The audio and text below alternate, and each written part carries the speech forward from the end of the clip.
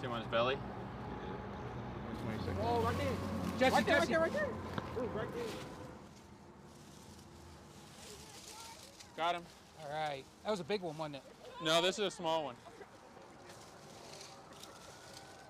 Soon, they almost had more than they could handle. Unless you think you can grab him.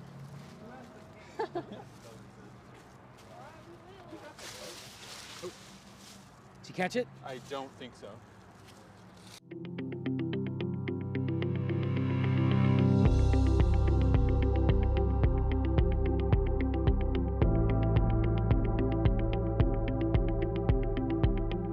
I chose to work in the district because I grew up in Columbus City Schools. I loved my teachers. I had very compassionate, very caring, very nurturing teachers, and I had a wonderful experience. So therefore, I wanted to give back to the community because I emulate just like the teachers did for me. I have had an amazing experience as a professional in Columbus City Schools. I had a previous work experience in the business sector, and I also worked for another school district. And I can honestly say that the most professional growth that I've ever gained in my career has been through this district. From my literacy expertise that I was able to accomplish in my time here, that occurred in Columbus City Schools. From the leadership experience and promotion and increasing my knowledge just around leading a team of people, again, occurred in Columbus City Schools. I've always believed in giving back. I come from a family of teachers on my mom's side and military personnel on my dad's side, so we've always believed in giving back, and Columbus City Schools seemed like the perfect opportunity to give back and kind of help shape the future of the whole city I've been living in. And the city has provided so much for me, so I wanted to provide something back to the city. The most rewarding experience has been able to give our students one-to-one device. Each student in Columbus City Schools has a device today. The pandemic affected us all in different ways. We're still somewhat paying for it, social emotional issues for us personally, as well as our families and the families we serve. But the most rewarding experience I would say that has come out of it is our ability to provide for our students. We were never a one-to-one district. It was part of my dream for 3 to 5 years. We made it happen in 3 months. The leadership intern at Linden McKinley wrote to me and said, hey, this was like Christmas for some of our students. They've never unwrapped a new present. And that, made me tear up. At the same time, I was like, wow, we are able to make that impact. The team worked very hard to make that impact. And I was like, that is what I wanted to tell.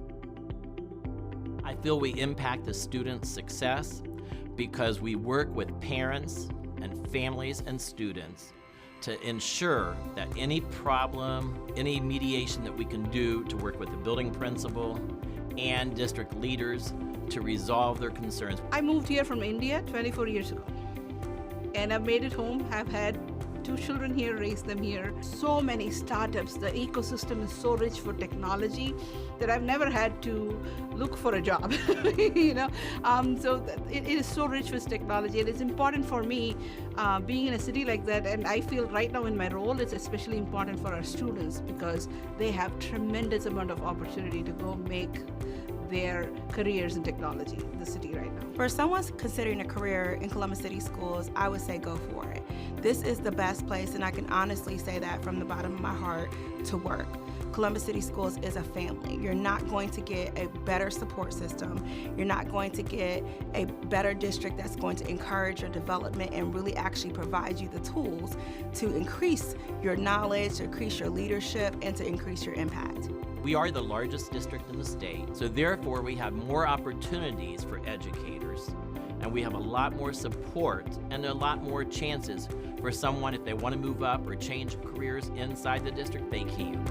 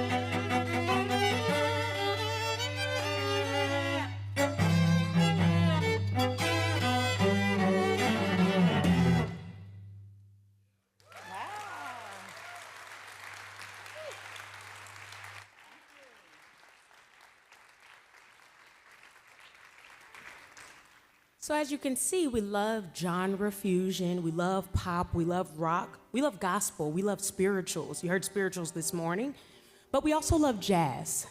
Anybody a fan of the late Chick Corea? The late Chick Corea?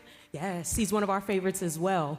Also in the early founding years of the String Queens, we decided, actually Elise decided, Spain is one of her favorite pieces by Chick Corea. Literally brings her to tears. I think the very first time we played it, in rehearsal, you had a moment, which is beautiful. Sitting on stage. If you haven't heard Spain, you're in for a treat, but if you have, we hope you enjoy our arrangement of Chick Corea's Spain.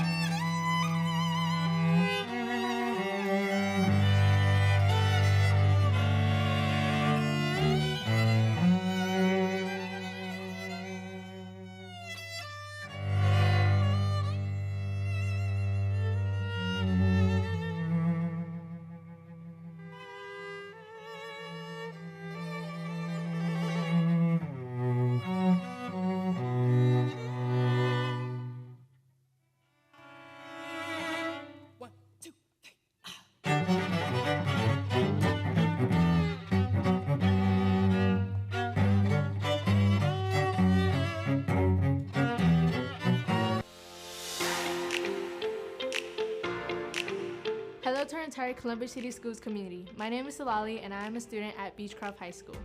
Before we begin tonight's Board of Education business meeting, I invite you to check out these highlights and updates from across the district.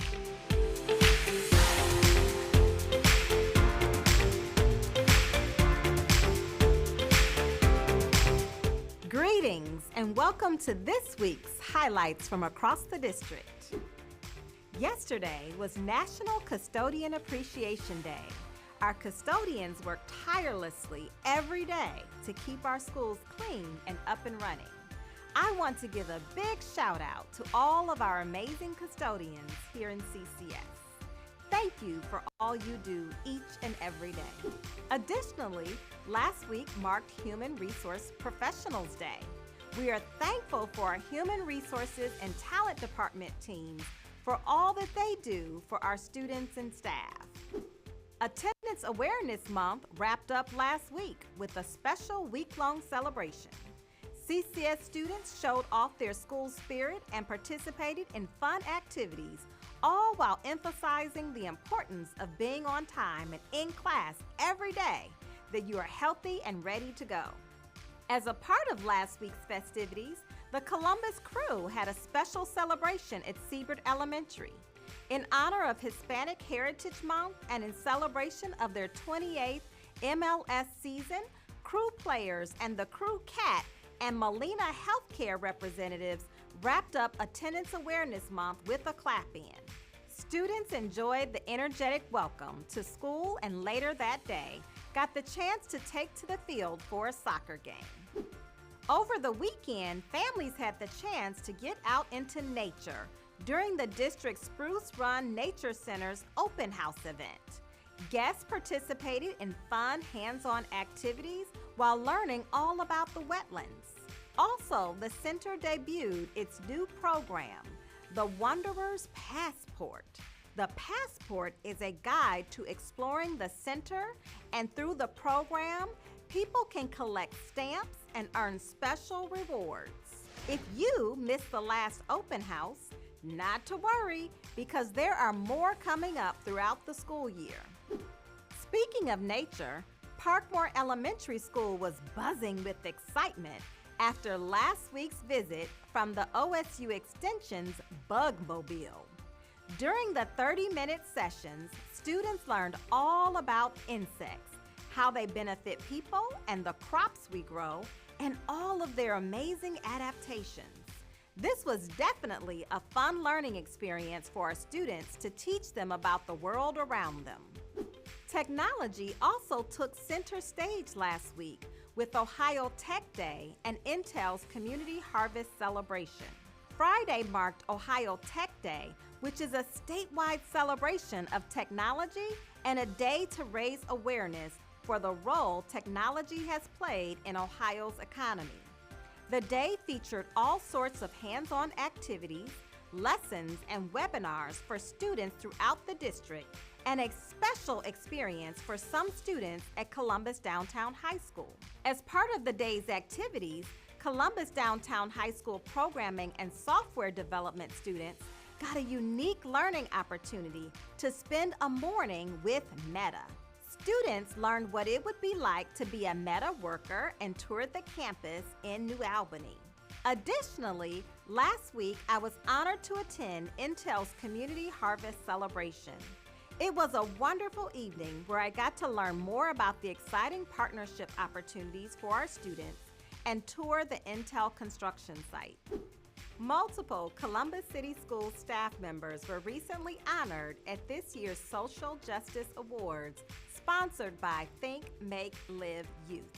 A big congratulations to Dr. Robert Murphy, District Ombudsman, and Diane Campbell, Principal Leadership Coach for Region 1, who were both recognized during the annual luncheon. The luncheon honors social justice leaders and their impacts on the community.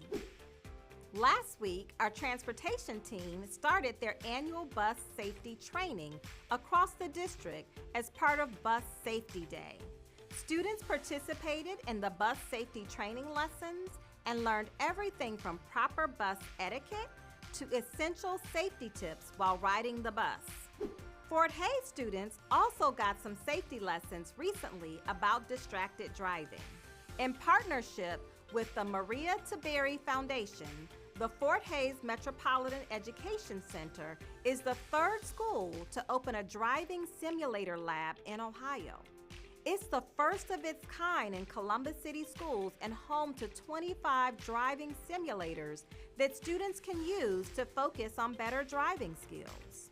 Dom Tiberi, 10 TV sports anchor, started the foundation after his daughter Maria was killed in a car accident that police believe was likely caused by distracted driving. Earlier this month marked the 10th anniversary of her passing. The goal of the simulation lab is to prevent distracted driving and save lives. Coming up this month are some important days of recognition. Here are a few you may want to mark on your calendar. October is National Principal Month, and it's a great time to recognize and celebrate our Columbus City Schools principals who work hard every day to lead our schools. Later this week is World Teachers Day. This is an annual celebration to recognize teachers for leading the next generation. Friday is a busy day, marking National Coaches Day and Instructional Coach Appreciation Day. Take this time to give a shout out to the principals, teachers, coaches, and instructional coaches who have made a lasting impact in your life. We are so grateful for all of our wonderful staff and so glad you continue to choose Columbus City Schools. Also, make sure you check out the Family and Community Engagement Series, also known as FACES. This online series highlights many topics to help inform and connect our families, communities, and schools. Last week's topic of discussion explored college and career readiness, discussed today's post-graduation landscape, and highlighted current options to help students prepare for college and the workforce. You can check out this episode and more through Columbus City Schools' Facebook and YouTube channels.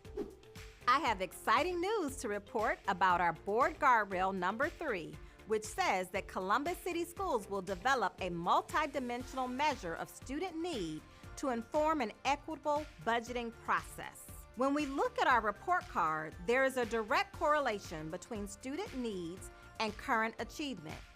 We have recently partnered with ERS, or Education Resource Strategies, to help Columbus City Schools create an equity-based resource allocation model.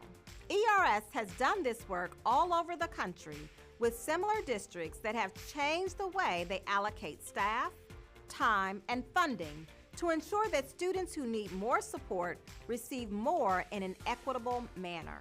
Over the past few months, ERS has worked with members of our district team to do a deep dive into our current allocation practices and how they compare with other urban districts around the country and across the state. This work helps us identify areas where we can make system improvements to better support our students, staff, and community. This week, we moved into the next part of our work, which is the design phase. This is probably the most exciting part of the resource work. The design team will create a transparent, school-based comprehensive staffing model that incorporates a multidimensional measure of student needs. Aligning resources equitably is an essential key for us as a district to successfully achieve the board's goal and improve the experiences of students and educators in all of our schools. We have to think differently now so that we can change the way we allocate resources for our students in the near future. And we know that our students in CCS cannot wait. These have been highlights from around the district for the week of October 3rd. Thank you so much for joining us.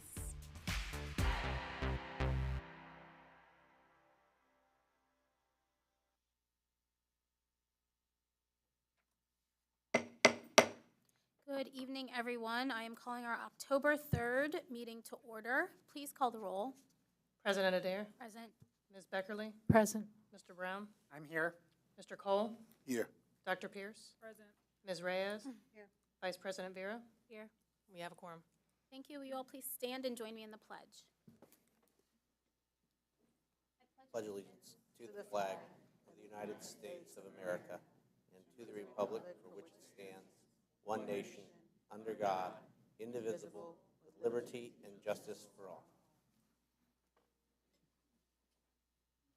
Thank you. Board members, before we adopt our agenda, we have a special presentation. We have Dr. Kathy McFarland, who is the Chief Executive Officer of the Ohio School Board Association, coming up to recognize one of our board members. Everyone, I'm Dr. Kathy McFarland, OSBA Chief Executive Officer. This is my friend Adrian and his beautiful sister Juliana and Mr. Vera here behind me. I just spent a couple minutes in the conference room with them, and I am pleased to say they are really enjoying their school year. So, OSBA's mission is to support Ohio's public education school board members and the diverse districts they represent. As a member-driven association, OSBA's mission would not be accomplished without the work of dedicated members who serve as leaders of the association. We recognize that being a board member is a full-time job. Taking on additional responsibilities of serving at the state level is a significant additional commitment.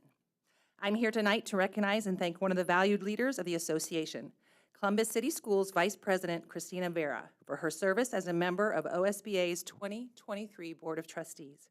In almost 2 years of service, Vice President Vera has served as the member of the Central Region Executive Committee and serves as a Columbus City Schools Student Achievement Liaison. We're going to read what we're giving here. And hereby recognized by the Ohio School Board Association for outstanding service as a member of the OSBA Board of Trustees 2023.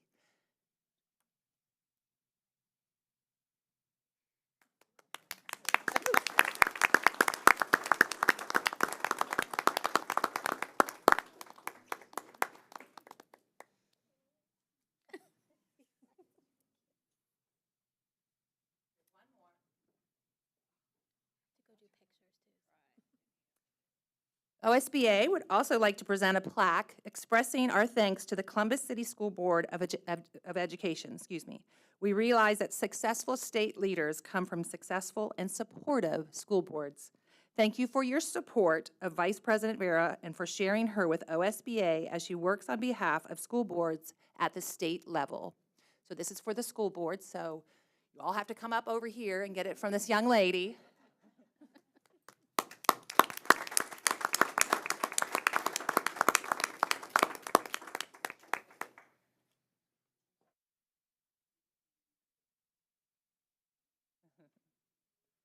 Maybe we can take a picture with Juliana. These are the things that she'll put all over her social media.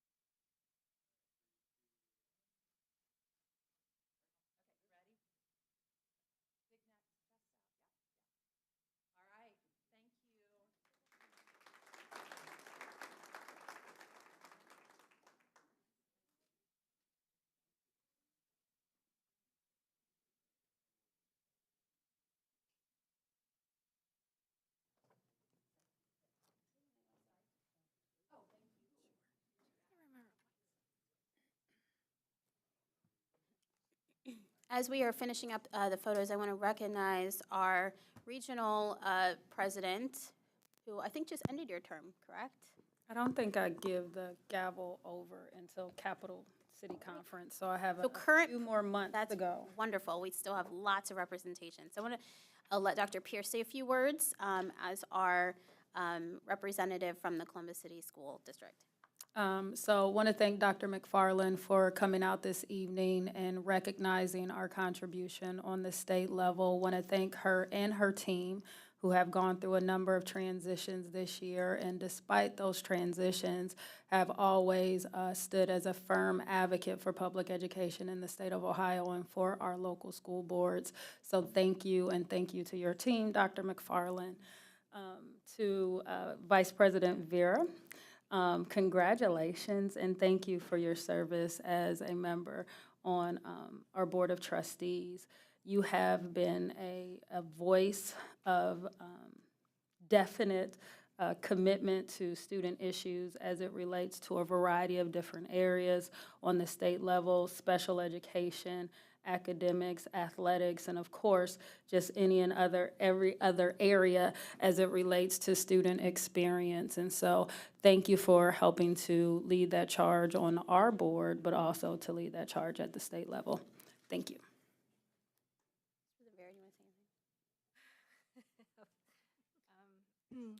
Well, thank you to my colleagues for this great honor, OSBA.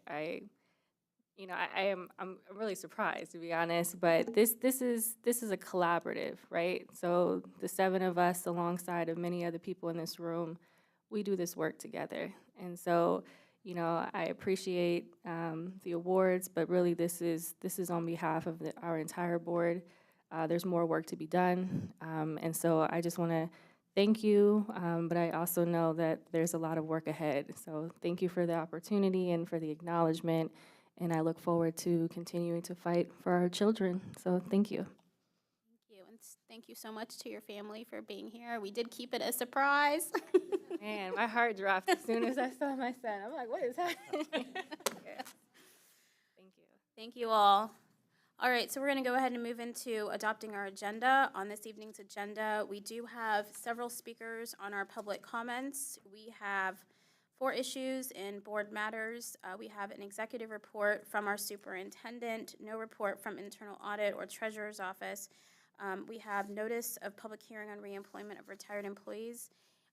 We have a public hearing on a reemployment of retired employees, and of course we have our consent agenda. We do not have an executive session this evening, and then we will adjourn.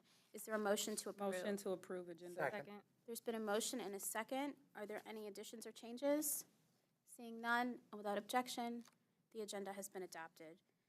So we will go ahead and move into our public speakers.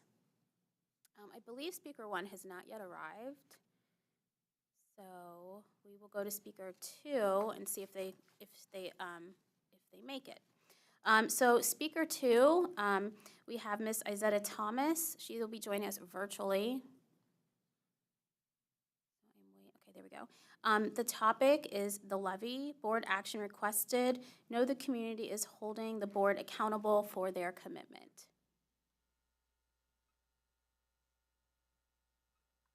Good evening, Superintendent Dr. Chapman, President Adair, board members, and guests. You have already heard my name, but please allow me to introduce myself a little differently.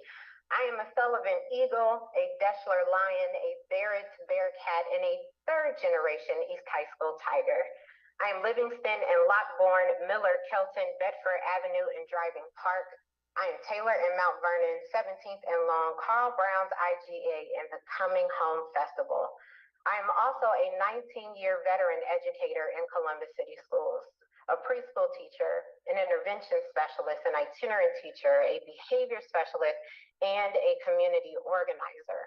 I am all of this, not despite where I come from, but because of the streets, schools, and communities who raised me. I am here tonight in support of issue 11, the Columbus City Schools levy, because I know what it feels like to attend a 3-story school as a student with one working bathroom on the ground floor. I know what it feels like to dread going into work on a rainy day because the parking lot may look like a swimming pool, or I didn't know if I had lifted enough things off the floor and if they would be swimming when I got to my room. But I also know the pride that consumes you when you get a whiff of fresh mulch on a playground, to see your school with bright lights and new floors, and have colleagues who feel safe and secure in their building and the work that we all do for our students together. I encourage every Columbus voter listening to vote for issue 11. It is a vote for our communities, for our students, and for our families. Together, we can hold our district leaders to their word. Voting for issue 11 is a vote for relationships, reinvestment, and reconstruction. There are major changes coming to CCS, and we are the change makers. And I want you, our board, to know that we are watching you and holding you to your word. We are building our own tables and pulling up our own chairs. And when we win this levy, we will still be here, working for a future that we've only dreamed of, and one that you have promised to work for with issue 11. I encourage you all to support issue 11 and vote for our schools. Thank you for your time. Thank you, Ms. Thomas. Our next speaker is Miriam Rule. Topic, track conditions at West High School. Board action requested. Restore the conditions of the track at West High School. Good evening, Ms. Rule. Good evening. My name is Miriam Rule, and I am currently a sophomore at Columbus Alternative High School. Thank you for the opportunity to speak today. As a 15-year former resident of the West Side, an avid runner, and a dedicated student of CCS, I come to you today to advocate for the remodeling of the West High School track due to its unsafe, unusable condition and inaccurate distance. But first, I would like to thank the many individuals who have helped this process move forward. These people include, but are not limited to, Dr. Chapman, Dr. Clairno, Dr. Klein, Dr. Pierce, and Dr. Roberts. Also the fantastic team at West High School and coaches, including the late Coach O, whose dedication and hard work further highlight the value a new track would bring to West High School and our district. One of my youngest memories is of my family and I walking 2 blocks over to West High School from our house and watching the football games from outside of the chain link fence. We would stand in the alley and peer in the holes in the metal gate, ecstatic to be watching a high school football game only minutes away from our home. Fast forward 10 years and I decided to do cross country for West after running at Indianola Informal K-8 in 10th and 8th grade. I could not wait to race more competitively. Plus, the track that I would be training on was less than a mile from my house. Yet when I arrived at the West track for the first time, I was devastated to find out that I couldn't run on it. All summer, my parents graciously drove me to neighboring communities to practice on their tracks, since I couldn't use the one just minutes from my house. When track season came around in the spring of my freshman year, it created many challenges for my team and my coaches to find ways to practice on a track that is both unsafe and inaccurate. Much of the rubber coating on the track is peeled away, revealing a cracked pavement beneath it, making it dangerous to run on because of tripping hazard. The weeds growing up through the track only add to this hazard. The rough, dry surface of the broken track makes it so you can't run in spikes, which are worn by most track athletes in high school to increase speed. It also means running becomes much harder on your joints with higher impact, leading to an increased risk of injury. In addition, the track is 418 meters instead of the standard 400, which means that timing workouts and practicing racing strategies becomes extremely difficult. Because our coaches wanted us to be as prepared as possible for meets, they would often drive us to Briggs, where we could practice on a track that was safe, accurate, and newly refinished. While this was a huge improvement, it took away from practice time and meant that they had to take multiple trips in their cars. One of the things that I admire most about my team is that they continue to work hard and come with a positive attitude, even though we all knew that the teams we were competing against had extremely different resources than we did, and as a result, were better prepared. We would continue to encourage one another, push one another, and remain hopeful despite the less than ideal circumstances. Replacing the track would eliminate these issues and also have a positive impact on the surrounding area. If West was able to host track meets because it was regulation size, it could highlight the positive things happening at West High School.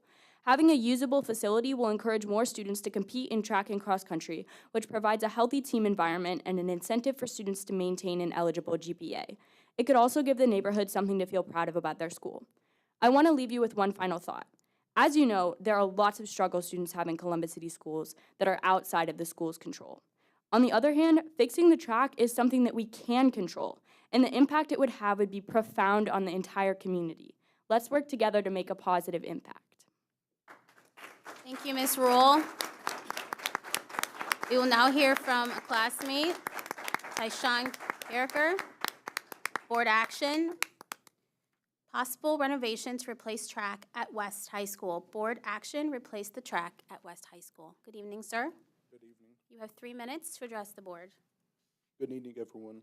My name is Tyshawn Carricker.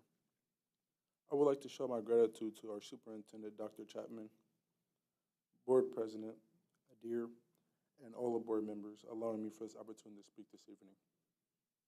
I wanted to express my Thank you. I want to express my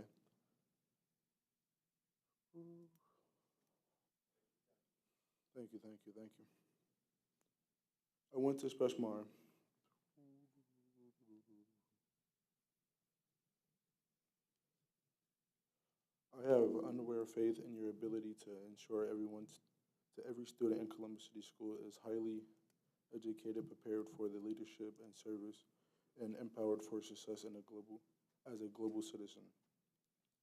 As the saying goes, hope walks through fire, but faith jumps over fire. Throughout my 4 years at West High School, I have had the privilege of taking wonderful classes. I am currently enrolled in two college credit plus classes. I'm on track to graduate with over 15 college credits. I am proud to serve as a supplemental leader for Columbus State. This role allows me to mentor younger students, provide support for our teachers, and earn a stipend of $1,000 per year. While academics have always been my top priority, my passion lies in participating in extracurricular activities. I am a 3-season athlete competing in football, basketball, tennis, and track and field. However, throughout my time at West, we have faced a significant challenge. The track around our football field has been unusable for practice, training, and competitions. Over the past 4 years, my team and I traveled to Briggs High School to train. For 4 years, we have been using other facilities because ours is inadequate. Tonight, I stand before you asking the board to provide students at West High School an opportunity. I'm requesting that the track at West High School be brought up to the same standards as tracks in other Columbus City schools. I am evaluating for equity and equal opportunity for students at West High School. As a senior, I might not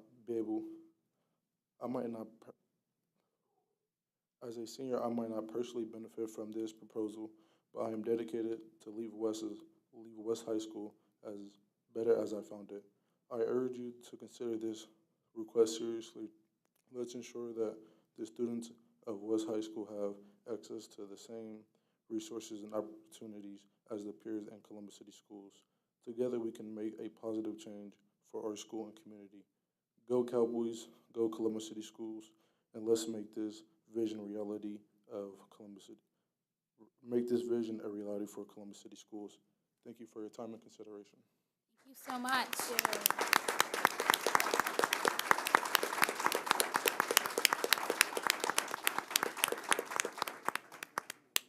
Our next speaker is Timothy DeMattis.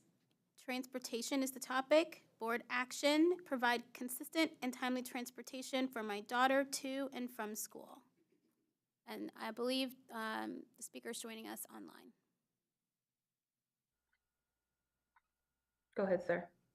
Oh, yeah. Well, thank you all so much for allowing me to share my thoughts and concerns. You got some great people there at Columbus City Schools. I call him Dr. Hoffman, Steve Hoffman, and Rodney. I had a chance to talk to him once, and Miss Kimberly. But anyway, my daughter Kylie is 10, and she's in the Ed Choice program at Tree of Life. And I am so grateful that I can even get transportation, from Columbus City Schools, and grateful that they get her there. When they get her there, when they pick her up, they get her there safely, and it's been awesome. The bus driver's great. So there's just a couple areas that need to be addressed, and everybody's really familiar with me and all my issues. Last year was a nightmare. I mean, about 80% of the time, there was no bus, and I had to take Kylie to and from school, and I estimated it cost me between $400 and $600 in lost time and gas. And then I was told by the transportation people I wouldn't get any compensation, but I mean, it is what it is. This year's been much better, but there's still areas of concern. So Kylie's getting to school 15 to 30 minutes late every morning, because that's when the route gets her there. And she's missing her early morning Bible reading devotional thing with her fellow students. She misses that in the morning. That's kind of important to us because we love the Lord. And the afternoon bus, there's something going on with that, and they keep making her go on the other route. And so Thursday, she was an hour and a half late. I mean, she gets out of school at 3:30, and she didn't get home till 5:37. I guess y'all probably wouldn't be happy with that if your kids got home at 5:37. But today, that I was told that it's going to happen all week, and so she was only 40 minutes late today. So, and then on Monday, Wednesdays, and Fridays, her mom picks her up. So I only have to do it 2 days a week, thank God. This is kind of not a healthy environment for a 10-year-old girl to, miss that morning prayer thingy and be late and everything. Okay, so some possible solutions. I really think this would be a great idea to call a meeting with the board members, the superintendent. Rodney stuff will be the charter school superintendents, and at least 2 parents, one from Columbus City Schools and one from charter schools, so they can give a perspective from a parent's point of view. And also State Senator Brenner and David Bolin. I've spoken with, not with Senator Brenner, but his aide, but I've spoken with Bolin. And so maybe they could work out and to use some. Sir, your time has expired. Sir, your time has expired. We do appreciate you sharing these comments. It does sound like you are in communication with our transportation team, but we will have administration reach out to you as well. Thank you. We're going to go to speaker 7 so that we have time to call speaker 6. We have Hanif Muhammad here to speak on Marion Franklin High School. Board action, investigate some of the issues I am having at Marion Franklin High School. Good evening. Hey, good evening. First off, I'd like to thank you guys for allowing me to speak and for setting up this forum. And this is some real nice carpet you guys got down here. I really appreciate the whole look. I'm gonna try to make this as quick as possible. There used to be a policy in this district where there was no child left behind. We used to live like where it takes a village to raise a child. And you know, we hear whispers about the school to prison pipeline. And I just heard some kids talk about how their track was messed up at West. When I go to Marion Franklin, I see that Marion Franklin's tennis courts, everything's overgrown. I don't even believe that they have a track. I believe that there's some type of, I believe that, give me 1 second, his name is, make sure I get this right. I don't want to say it's wrong. George Gamble is the Marion Franklin athletic director. I believe that, you know, he's been doing things with food trucks and stuff like that. There's no accountability of the money, but at the same time, the school is like in shambles. And what the problem that I'm having with all this is just as a, you know, as a community, it seems as if we all would take responsibility in that. And my friend right here, Mr. Johnson, actually went out there and helped clean up the tennis courts. We tried to do a neighborhood cleanup and all that, but I don't know if it's the levy that has to pass. But I do know that if these kids, if we continue to close down the band programs, we continue to not give them tracks, we continue to let these kids walk into these schools, and these schools look like this, not only is it an embarrassment upon me when I see it, it should be an embarrassment upon everybody. And I don't really know how we could go about solving that. And so I'm just want to also, at the same time, when you think about it, there's been this promotion of sexuality, and at the same, I believe it's 196 new AIDS cases in Franklin County. And at the same time, I believe that we should implement some type of safe sex agenda, or we should implement some type of different things to combat that, because if we really trying to prevent AIDS, I believe it starts in the school district. Also, as far as domestic violence and with sexual assault, I believe that that's still prevalent just from looking at the way that things are. And I believe this been like this for like 20 plus years. So my question to this board is, if this levy passed, would that guarantee that these kids will have facilities and different things like that, and specifically in the homeschool where I'm at, where my son might be going, Marion Franklin? I would like you guys to go in there, maybe do a little investigation. There's some things about the band director maybe, you know, having relations with students and different things like that. So, you know, like I said, man, we all responsible as a community, but it's kind of shocking that it's still like this after so many years. So, you know, maybe we could come back to the drawing board. My time is up. I hope I did a good job. Thank you guys. You guys all look good. You look fabulous, man. Love the carpet. I see you guys next time. Take care. You look fabulous. Thank you, sir. Thank you, sir. Our last speaker is going to be joining us online. We have Arshad Al-Sabar talking about school safety. Board action requested. Listen to my recommendation to make schools safer. Dr. Chapman, the Board of Education, thank you for your time. Tonight I greet you as a father of a scholar in Columbus City Schools, a proud homeowner in our wonderful city, a parent of an autistic child, and a previous employee of Columbus City Schools. My child, who is autistic, attended Afrocentric school and was enrolled in pre-K special needs classroom. On a day that my family will never forget, we picked up our son from Columbus City Schools and he was injured. After launching our own investigation into what happened to our son and how he was injured, it was discovered that my special needs child was left unattended and was hurt while in the care of Columbus City Schools. We received no phone call. The teacher did not notate the system, and there was no incident report filed, meaning the school did not render first aid. Perhaps the most troubling issue is that the videotape that the staff used to verify how my child was injured was wiped from your system, and all of this has been verified by the Assistant Director of Security of Columbus City Schools. I requested Principal Carmen Turner to launch an internal investigation into this matter, and I also involved Mrs. Dixon's Superintendent's office. I've yet to receive any information regarding this investigation. That was over 6 months ago. After numerous requests for information, I am in the process of filing an Ohio Department of Education complaint and I ask for clarification on the situation, Dr. Chapman.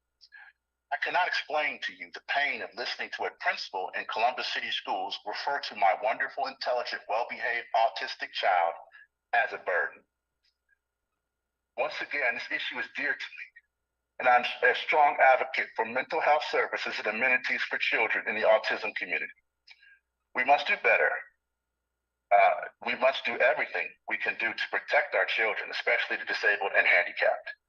Thank you for your time, Dr. Chapman. I have the utmost faith that you will be better than the previous administration. May God bless our children and our community. Thank you. Good night. Thank you so much for your comments. Our administration will follow up. All right, is Mr. John Neverez here? No. Okay, that will end public comment. We're going to move into board matters. Our first item in board matters, 4.1, is the Coalition for Equity and Adequacy of School Funding presentation. I'm going to ask Board Member Brown to please make the introduction of the gentleman coming up. Thank you. And I appreciate the opportunity for the coalition to come present to us. As the board knows, we're part of a lawsuit against EdChoice vouchers that is being led and coordinated by the Coalition for Equity and Adequacy of School Funding and or in-school funding. The program is called Vouchers Heard Ohio. Here on behalf of that is the executive director of the coalition, Bill Phillis. Many of you may know him. He's been involved in Ohio education for a few years. In addition, we have Dennis Willard, who is handling communications, marketing, and other things on behalf of Vouchers Heard Ohio.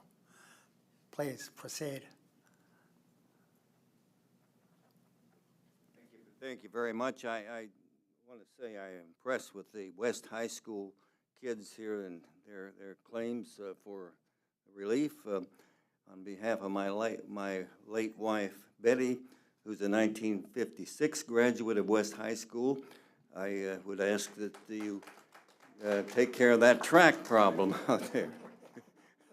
I've been working for and around boards of education since 1958. So I've always appreciated board members and community members who are elected to serve their communities and schools. I just want you to know how much I appreciate you all. Thank you for the opportunity for Dennis and I to talk with you a little bit tonight about the voucher litigation. The VHO litigation, or Vouchers Heard Ohio litigation, and the destiny of public education in Ohio are intertwined, and I make that as a serious statement. Our effort and the future, the destiny of public education are intertwined.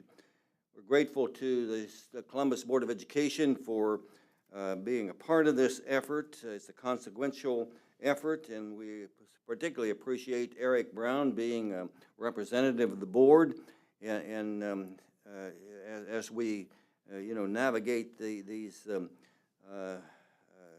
streams that we have to follow as a part of this litigation effort. I want to assure you that the committee that is guiding this effort is the steering committee. I'm the executive director, but the committee that's guiding this, made up of various folks, all of them either board members, superintendents, treasurers, or people that have in the past been involved in education. We just have a star-studded steering committee. We appreciate that. As you know, a successful challenge to the constitutionality of an issue of this nature is a major undertaking. It requires a lot of thoughtful planning and deliberation, and that's what the steering committee does. But we're pleased to report that the case is moving forward on solid ground, thanks in great part to the steering committee and our esteemed attorney, Mark Wallach. A case of this magnitude moves slowly, as you well know, but we've suffered no setbacks from the judge, Franklin County Judge Page. Of course, the state, not only the state, but the people across the nation are amassing resources against us. There are a lot of anti-public school people in this nation that are involved in trying to stamp out our effort, and we need to understand that. We've had a couple of groups intervene. One is the national group. In fact, we filed on January 4, 2022, and 3 days later, a national group came in and intervened. So, you know, the people that are against public education, people that are wanting to privatize the system, those folks are you know, they have a lot of money, and you know, the state immediately said, well, let's get this thing dismissed. Well, not only did the judge not dismiss the case, but allowed us to go forward on all 5 counts, and Dennis Willard is going to talk about those counts briefly. And thank you for this opportunity to appear before you. I'll go through the 5 counts very quickly. The first count is basically that the Constitution says that we shall have one system of common schools for the common good for our communities. Vouchers, the Ed Choice Voucher Program, creates a separate and unequal system of schools. We believe that's unconstitutional. Count 2 is that, as you know, the school funding formula is not funded at a constitutional level right now. Well, please keep in mind that the same line item in the budget that pays for public schools also pays for voucher schools. So $1 more for private school vouchers is $1 less for public schools when public schools are underfunded. That's unconstitutional. Count 3 is private school operators. Private school operators can and do apply a litmus test to accepting students or rejecting them. And they can do that based on race, religion, academic ability, athletic ability, disabilities, family, financial status, etc. You, as you know, open your doors to all students. Public schools open their doors to all students. So we believe that the private school voucher program is actually unconstitutional because it increases segregation and it's discriminatory. The 4th count is it's clear in the Constitution. It says that there shall be no public tax dollars that go to private religious schools. Now, this issue was settled in the 19th century when our constitutional framers came together in 1871 and 1872, and there was actually a delegate who came forth and said, hey, why don't we put right in the Constitution the idea that we can give money to private schools with tax dollars, and it was rejected. So sometimes it's unclear what framers were thinking at the time. That's not the situation here. A strict reading of the Ohio Constitution says that this money should not be going to private schools. And by the way, we're not anti-private school. We kind of agree with Eleanor Roosevelt, who said, I support private schools, I support private parents making the decision to enroll their children in private schools, but I also support the idea of those parents paying for that choice, especially when it's at the detriment of public schools. And the 5th count is that this is a declaratory judgment we are seeking, which means this is an up or down. If this case goes eventually to the Ohio Supreme Court, and the Ohio Supreme Court rules, and this is a state issue lawsuit, if the Supreme Court rules that Ed Choice Voucher Program is unconstitutional, it shuts off the tap. There's no, this isn't a, well, we'll take it back to the legislature and fix this. This means that money cannot flow.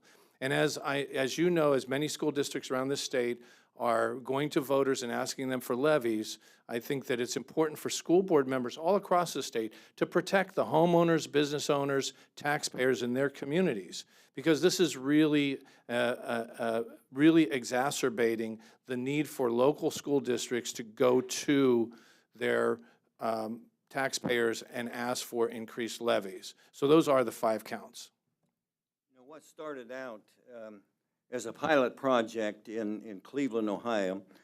And I was an assistant superintendent of public instruction back in those years, but what started out as a pilot project is now evolved into a $1 billion program, universal vouchers. And I well remember President Bush 41, when I was an assistant superintendent of public instruction, coming into Ohio and saying that we need to have a voucher for every child. Well, no one was interested in that at that time. Now,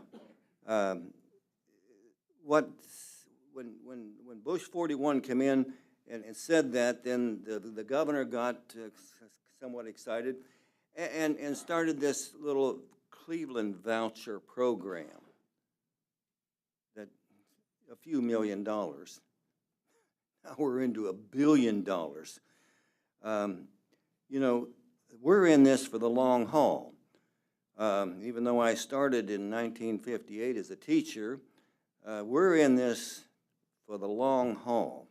We have to protect the public system. We have to protect the tax base of the Ohio school districts, the 617 districts.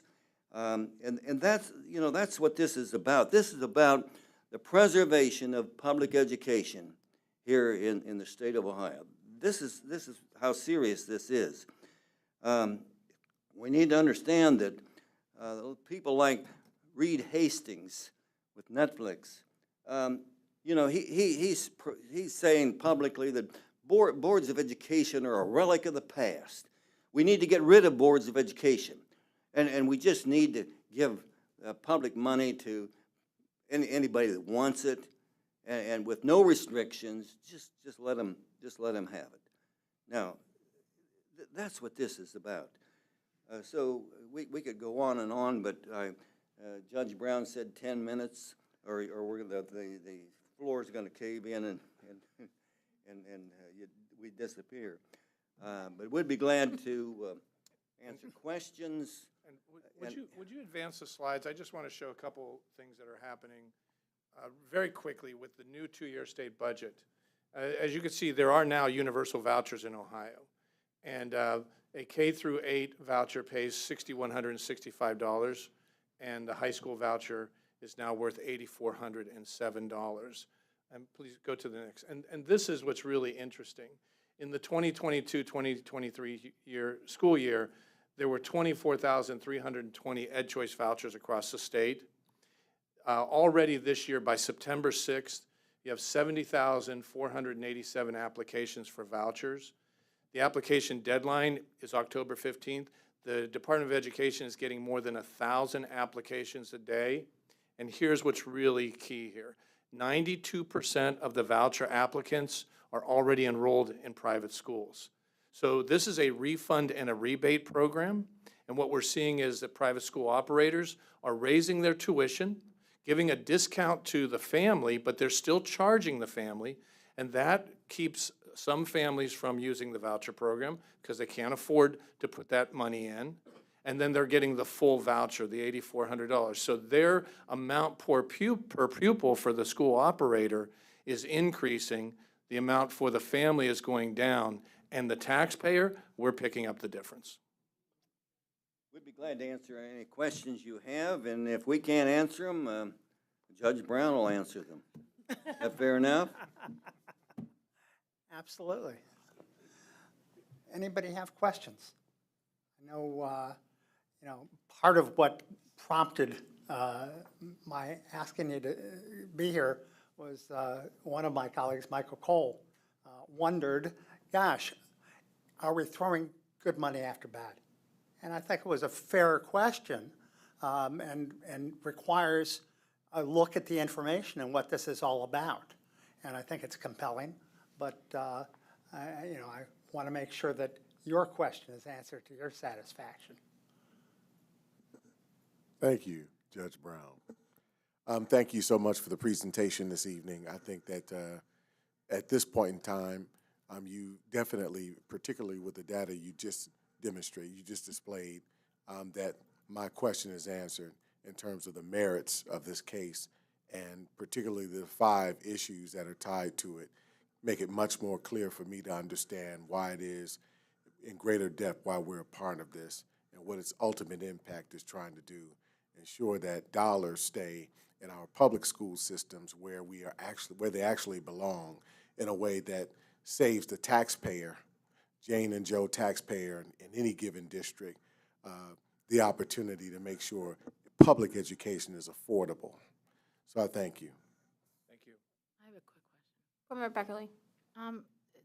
This is not entirely, well, it's a question about that last slide. Is this rather large increase in voucher applications on pace with what was planned, or are they about to exceed that which was allocated in the budget?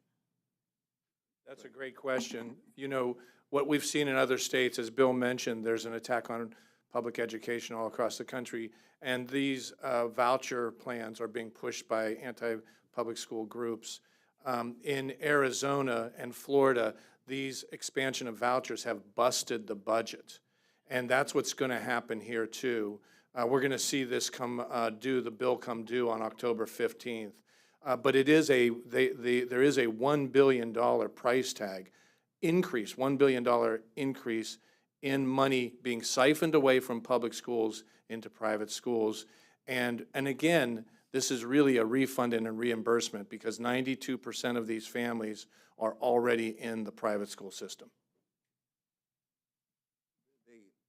What Dennis has said, that in state after state where they have introduced and expanded the program, the state officials they underestimated what it would cost. Right. And then when they got the bill, well, how are we going to pay for this? And they're paying for it out of the public school fund. That's my question. And that's so egregious. The system that's presented for all the children of all the people of the nation is being underfunded.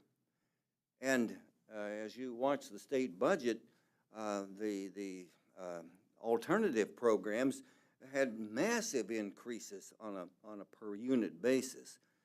So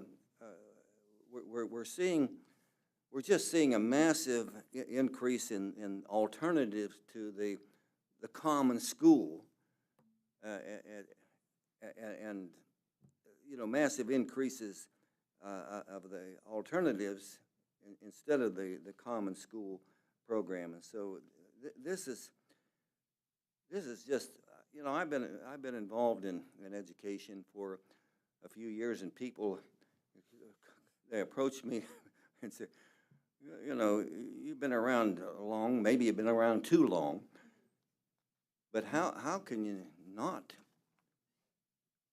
not deal with this issue?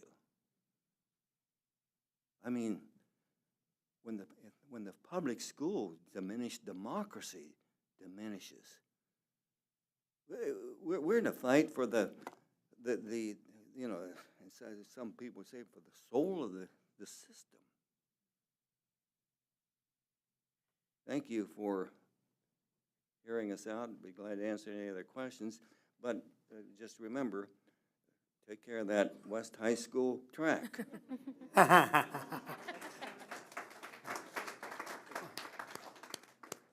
Thank you. Bill, Dennis, thank you both. Thanks for the work you do on behalf of children across the state of Ohio, public schools, and I appreciate very much the opportunity that my school board has given me to serve as a member of the steering committee and to help guide this matter. And I'm thankful to all of my colleagues for that. Thank you. May I say that we are on track largely due to the guidance of Judge Brown. We appreciate Judge Brown so much. I bother him a lot in answering tough questions, and you can imagine I need his guidance. Thank you so much. Thank you. Our next item on the agenda is 4.2, the 23-24 school year calendar amendment regarding the total eclipse. We have Dr. Klein. President Adair, I'll just share a few comments as Dr. Klein is coming up. Certainly, we want to bring before the board tonight a proposed change to the academic calendar for this school year. This change stems from a significant celestial event that will capture our attention on April 8th, 2024. We will be having a total solar eclipse. And Dr. Klein, our Chief of Student Services, is going to enlighten us about this event and guide us through the considerations and implications of this calendar adjustment. Dr. Klein? Thank you, Dr. Chapman. Good evening, Board President Adair, Vice President Vera, members of the Board of Education, Dr. Chapman, Mrs. Vanover, and Mr. O'Connor, and Mr. Roush. Late last spring, Deb Strauss, our Emergency Preparedness Nurse Training Coordinator, brought information forward to me for consideration regarding the total solar eclipse.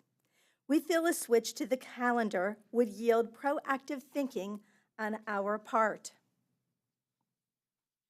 We are requesting the board's consideration to adjust our school calendar and move the previously scheduled April 24th, 2024 PD Day to a remote PD Day on April 8th, 2024. For Woodcrest, they would complete the remote PD on April 8th in exchange for April 15th being an intersession day. This would allow our scholars and non-school day and educators time to complete remote professional development in order to protect all and help with congestion due to health, safety, transportation, and infrastructure concerns.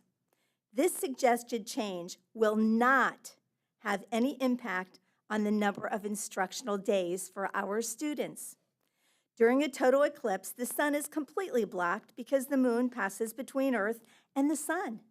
Even though the moon is much smaller than the sun because it is just the right distance away from Earth, the moon can fully block the sun's light from Earth's perspective. We feel a switch in the calendar would yield proactive thinking on our part, allowing all school-based staff to participate in remote PD on April 8th, 2024. We would merely be swapping one PD day later in the month for one earlier in the month. We will do our very best to ensure that all staff have PD opportunities from home. Again, no impact on student instructional days. The total eclipse is very rare. The last one in Ohio was in 1806, and the next one won't be until 2444. People will come.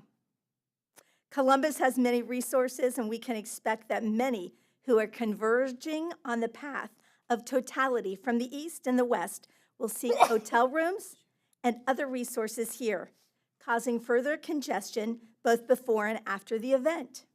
The timing of the eclipse would be right at dismissal for our schools.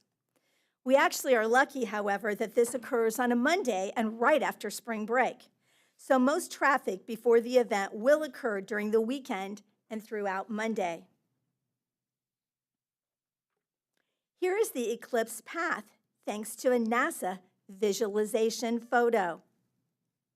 The orange arrows indicate the track of the moon's shadow across Earth's surface, which is referred to as the path of totality. The 2017 solar total eclipse in Kentucky turned a 5.5-hour drive from Columbus to Louisville into a 17.5-hour crawl. During the exit after the Kentucky eclipse, gas stations ran out of gas, restaurants ran out of food, and emergency vehicles could not get to people due to congestion. Kentucky received visitors from 47 states and 25 countries.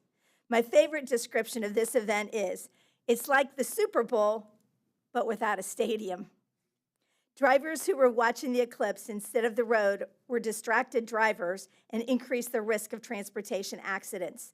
The timing of the total eclipse would be occurring again right at routine dismissal time for our scholars going home from school. Our Franklin County infrastructure could be facing an unprecedented demand.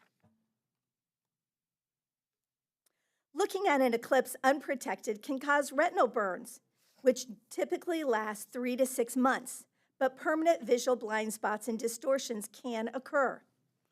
But our curriculum team is on it. They're working with the Center of Science and Industry to acquire protective glasses for all students, which will be distributed prior to spring break. Traffic congestion is expected all day that Monday as people position themselves for viewing and then traditionally try to rapidly exit right after the eclipse is over. Bus drivers cannot drive and make sure that scholars are not looking at the eclipse.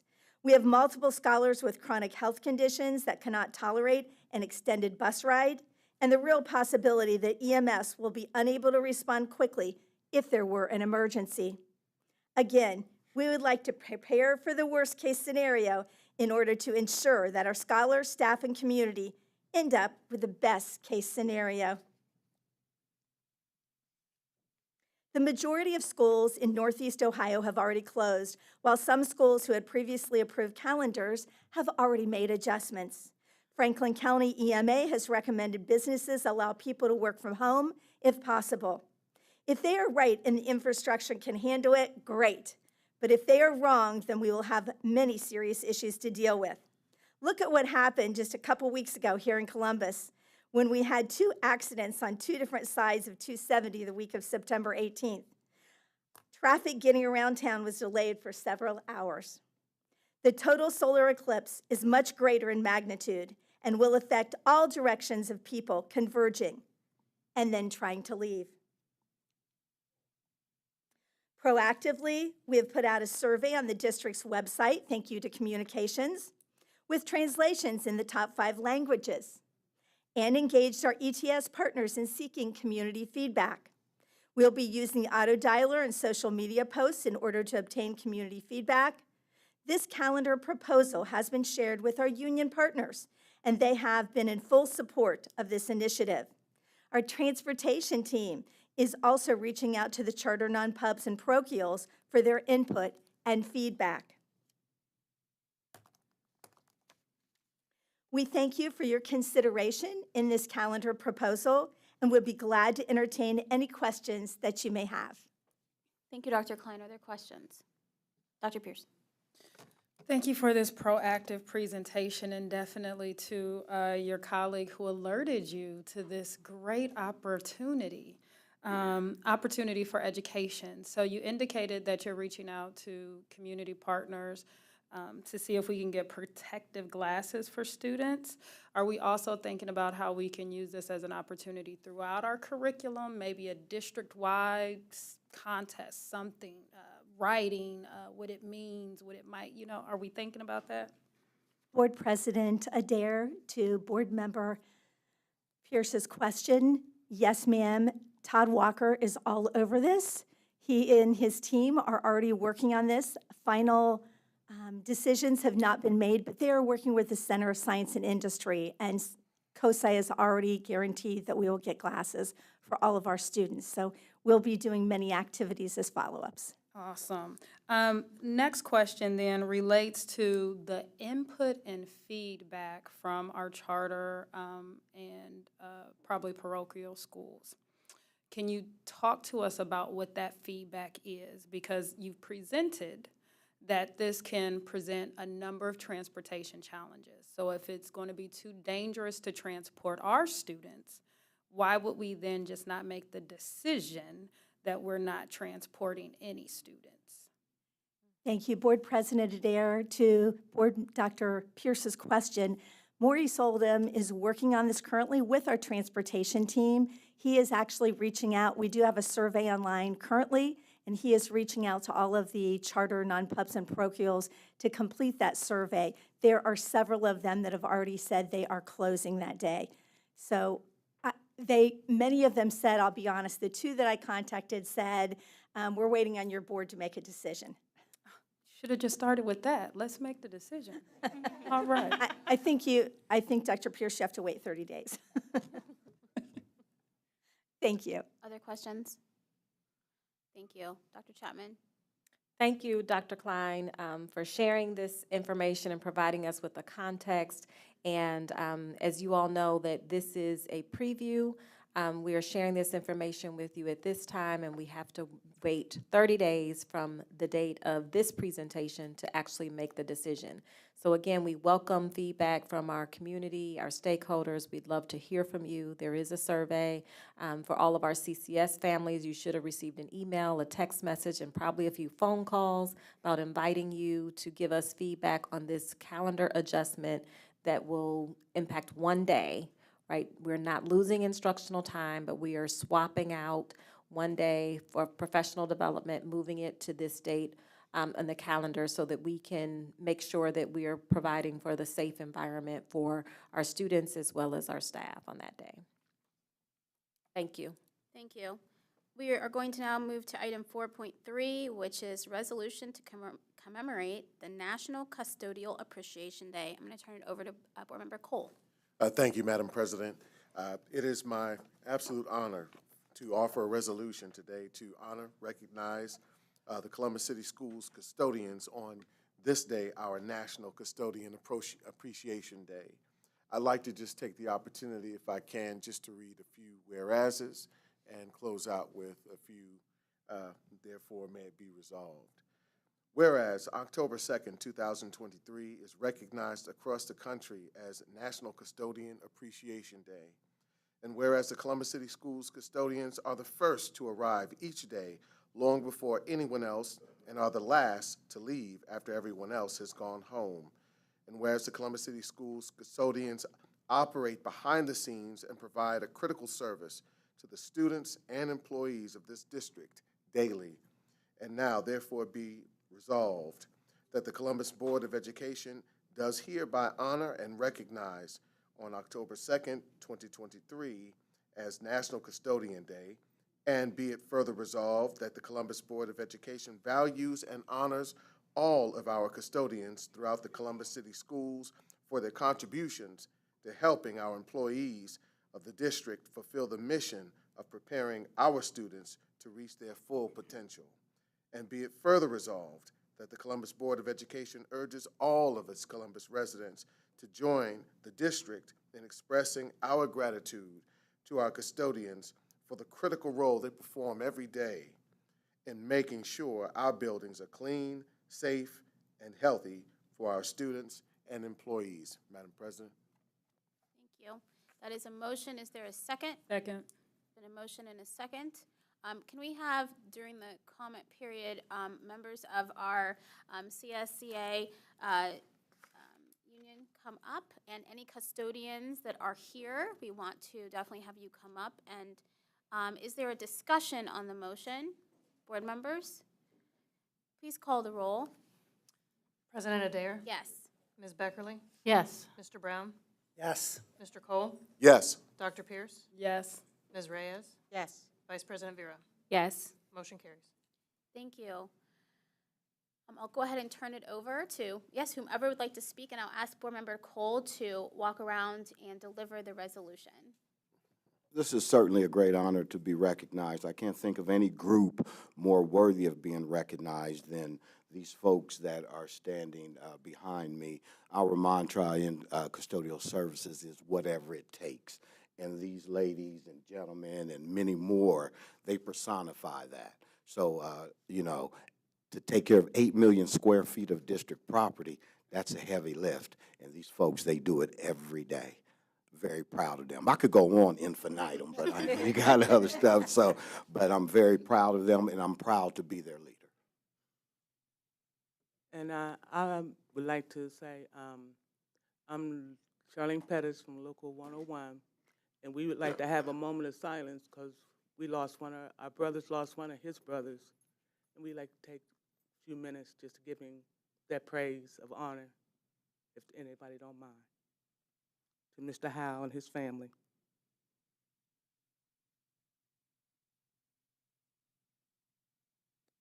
Thank you very much. Thank you. Well, good evening. My name is Derek Fields. I am the president of Local 580, which is our head custodians local. To our board members, our distinguished board members, and our esteemed superintendent, thank you for this opportunity to acknowledge the appreciation that you guys have for our custodial staff.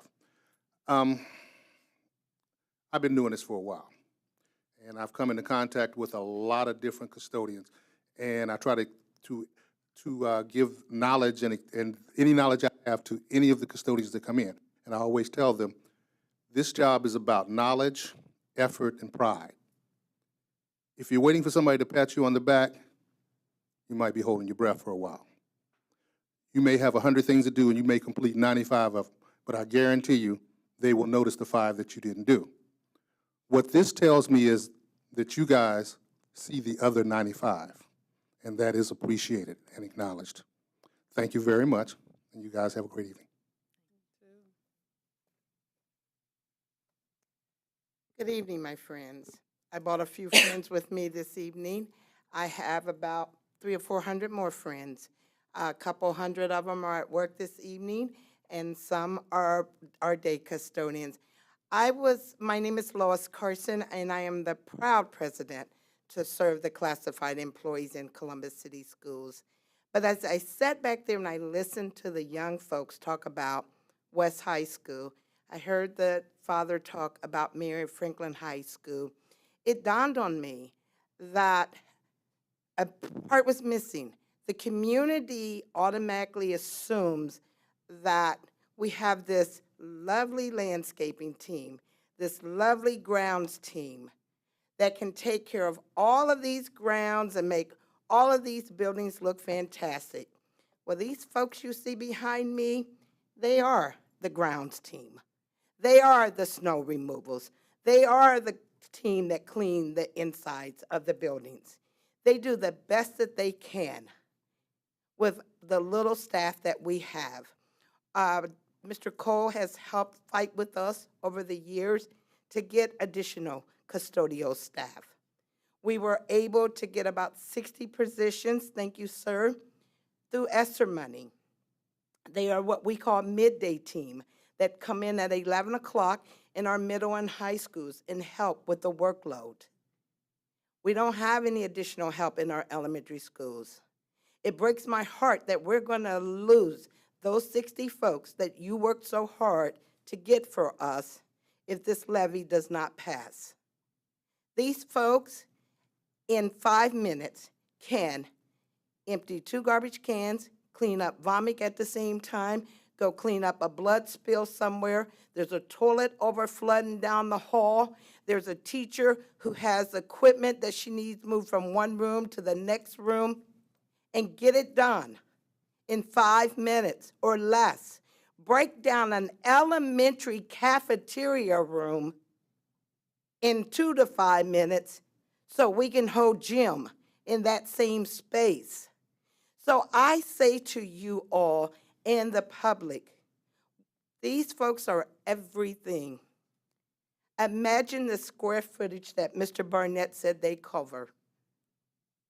And in most of our buildings, that's one person in the daytime in an elementary building, a person and a half in a middle and a high school, and at nighttime, most buildings have one person to do all the work. And Lord, when the snow comes, they need to get out there and get that taken care of too, so we can open up in the morning. So thank you for recognizing the work that we do. We do it and we give it our all. But if you're out there in the community and you're listening and you drive by and you call that school and complain about the grass is too tall, or why the snow wasn't shoveled, or what's going on with that building, think about it. Mr. Barnett, you have about 500, 600 folks, not even that many, 400 across this district, doing the work that some of these large corporations and businesses in the city of Columbus who wouldn't bat an eye at us, they might have 20 or 30 folks cleaning their buildings. So thank you, my friends that are standing behind my back, for all that you do for Columbus City Schools and all that you will continue to do. With the little help that you have, the low pay that you receive, but you value and respect. Those buildings our babies walk into. And when I can see myself shine in those floors, I am happy to take pictures and say, hoo-hoo, I see my reflection in these floors. So thank you guys for thinking of us today. I know I went on, but I'm passionate today because I need this community to understand that this levy will impact some of these folks standing behind me. Thank you, and have a good evening. Thank you, President Carson, and thank you to our custodial team. Yeah, we're going to take a picture, so board members, will you please walk around? That if I could just comment, Lois, you and your folks do all of that and have a kind word for our kids and have an open ear for our kids. So thank you.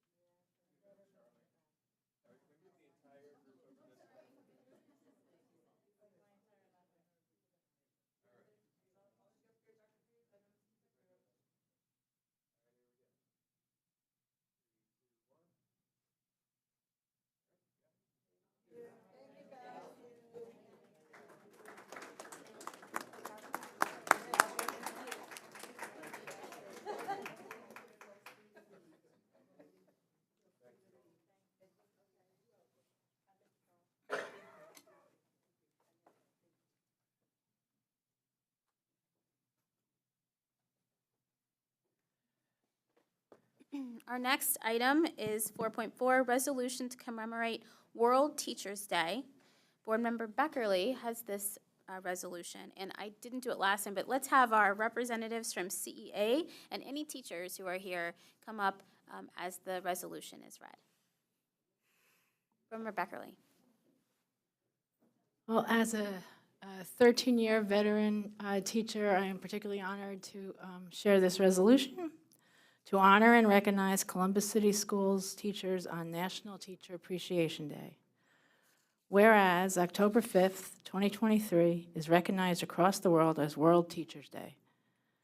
Whereas the district's success in attaining the goals embodied in the mission of the Board of Education rests in large measure on the work of our qualified and dedicated teachers who are entrusted with developing the full educational potential of each child. And whereas teachers spend countless hours preparing lessons, evaluating progress, mentoring, assisting, and coaching students, performing community service, and whereas teachers make public schools great by working to open students' minds to ideas, knowledge, and dreams by serving as listeners, explorers, role models, motivators, and mentors. Whereas teachers keep American democracy alive by laying the foundation for good citizenship and by molding future citizens through guidance and education. And whereas our nature's future and democracy depend upon providing a quality public education to all students. And whereas the Columbus Board of Education is keenly aware of the importance and impact of teachers on every child, and we firmly believe that our teachers should be recognized for their dedication and commitment to educating each of our students and contributing to our spirit of success. Now, therefore, be it resolved that the Columbus Board of Education does hereby honor and value the many contributions of Columbus City Schools teachers on the lives of our students and families and their positive impact on our community. Be it further resolved that the Columbus Board of Education urges all Columbus residents to reflect on our teachers' outstanding work and to express their gratitude to our teachers for the critical role they perform for our students and families each and every day. Respectfully presented on October 3rd, 2023. That's a motion. Is there a Second. second? It's been a motion and a second. Please call the roll. President Adair? Yes. Ms. Beckerly? Yes. Mr. Brown? Yes. Mr. Cole? Absolutely, yes. Dr. Pierce? Yes. Ms. Reyes? Yes. Vice President Vera? Yes. Motion carries. Thank you. President Caniglio. Yes, thank you for that, Board Member Beckerly. On behalf of the Columbus Education Association and the 4,500 teachers, building substitutes, OTs, PTs, nurses, social workers, I would like to say thank you But, you know, it is, every single day, the teachers come into Columbus City Schools with a smile on their face and do the best to educate the kids. But, you know, we do need help, right? And it takes a village to teach our kids. You know, Lois came up here and spoke passion.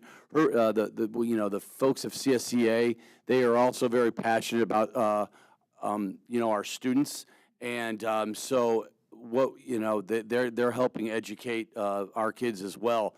But, you know, I think Lois is right when she speaks about the levy, right? We need to continue to move this district forward and make sure that our kids need or get the things that they need. And so Columbus Education Association is committed to the children, but we need the public to be committed also. So I just want to say thank you, and I'm here with my folks, and they're excited to be up here with me. I had to drag them up here, by the way. So thank you. Anyone else want to speak, or no? Do you like just take a picture? Oh, real quick, you know, I just want to say this after listening to Dr. Klein's presentation. You know, the total eclipse is in April. National Teacher Appreciation Day is in May. We may not make it, so I'm excited that you guys would give this to us today.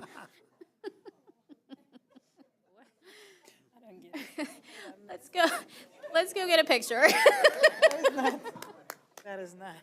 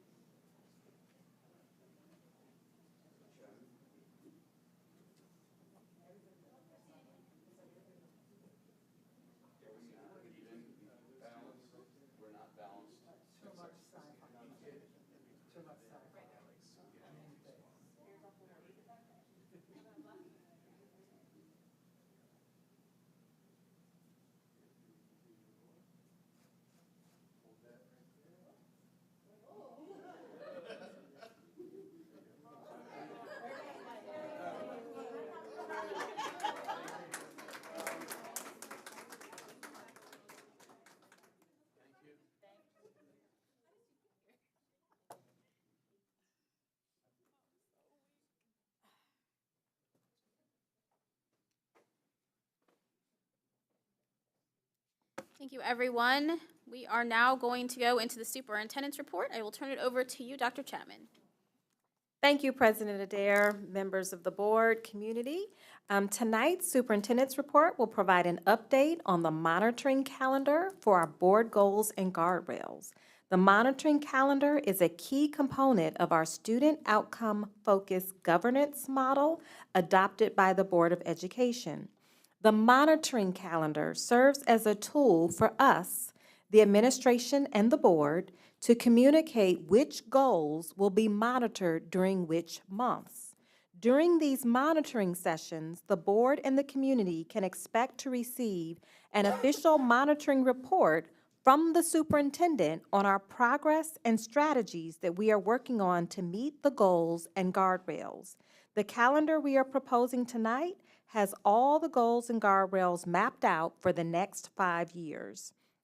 I would like to invite Dr. Russ Brown, Chief of Strategy and Performance, to walk us through the proposed monitoring calendar. Good evening, President Adair, Vice President Vera. Hello? There we go. Superintendent Chapman and the remaining members of the board and community, pleased to join you this evening to give an update on our goals and guardrails and our effort to revisit our metrics and the monitoring calendar. Purpose of today's presentation, again, is to talk about the alignment and recalibration of our metrics. We're revisiting our strategic plan right now, and we need to have our goals and guardrails aligned to the strategic plan. We also need to recalibrate the metrics due to the impact of the pandemic. We know that the pandemic has a substantial impact on test scores. And then again, to look at the calendar proposal, when we plan on updating the board and the larger community on this work, dates for the alignment and recalibration, proposed changes to the existing calendar, again, driven primarily by data availability. And again, we'll present a calendar today that will, the board will have time to reflect upon, and we'll come back at a later date and time for a vote for the adoption of that calendar. So in terms of alignment and recalibration, I sort of gave a little bit of tease on that. We want to ensure that our guardrails in particular are aligned to our strategic plan. We're revisiting the strategic plan right now, and we want to make sure that the measures align to our actions in a very seamless way so that we can tell a very clear story about the efforts to change adult behaviors in this system and the impact on student outcomes. We're also going to revisit the baselines and measures for our new goal. We're going to establish a goal for mathematics. We've talked about that before. We know that upon reflection on our data, our middle school math in particular is something that we want to make a change with. It certainly helps better prepare students for high school, will help with closing our opportunity gaps for our high school students as they come into high school better prepared. And again, we're introducing a new guardrail. We've talked about portrait-ready instruction, and we need to, again, align the measures to that. So while we've made substantial progress since returning to in-person instruction, and we talked about that the last time we got together, how we've seen improvements in both reading and math and all tested grade levels since coming back from the remote instruction. It doesn't change the fact that overall the achievement levels are lower. We've seen that across the country with NAEP, with a substantial decline in student achievement, both in reading and mathematics nationwide. And these losses were greater in places where students were performing at lower levels of achievement to begin with. So losses were disproportionately borne in settings like ours. This is true also for the OST.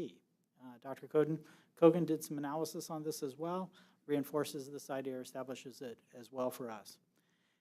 And if we look at the state overall, in every tested grade and every tested subject, scores are lower than they were pre-pandemic. So we just need to acknowledge that and sort of reset and look at our trajectories post-pandemic. So again, we want to keep this positive momentum going forward. We've seen some positive growth, and we want to keep our interims and goals focused as we move forward so that we can keep this focus on student achievement and continue to see positive gains for our students. That being said, we want to set SMART goals. Again, post-pandemic baseline, establish evidence-based growth trajectories. We really want to look at what's been going on around the state in similar districts or larger districts around the state to have some sense of what's reasonable growth as well. And establish those targets not just for this year, but for the 5 years after this. So we're looking not just now, but on down the road as well. And again, setting then the interim goal targets as well. So we'll set our goals, we'll set our interims, so we have a progress monitoring model moving forward. Moving on to the calendar and calendar considerations. Before, when I've spoken about this, data availability really drives the calendar. You know, when is data first available? And that sort of determines when we can talk about the goals and guardrails. Data availability is really driven by the school calendar, the semester, assessment schedules, survey schedules, et cetera, sort of drive when our data is available to us. So as we were looking at the calendar and proposing a calendar for monitoring, there were a couple principles we used to drive that conversation. The first was we wanted to have monitoring every month. This is one of the things that sort of quarter students outcome-focused governance was this idea that we stay focused on what we're doing and always talking about what's going on either in terms of the student outcome measures or the guardrails as well. And the other was to try to minimize the lag.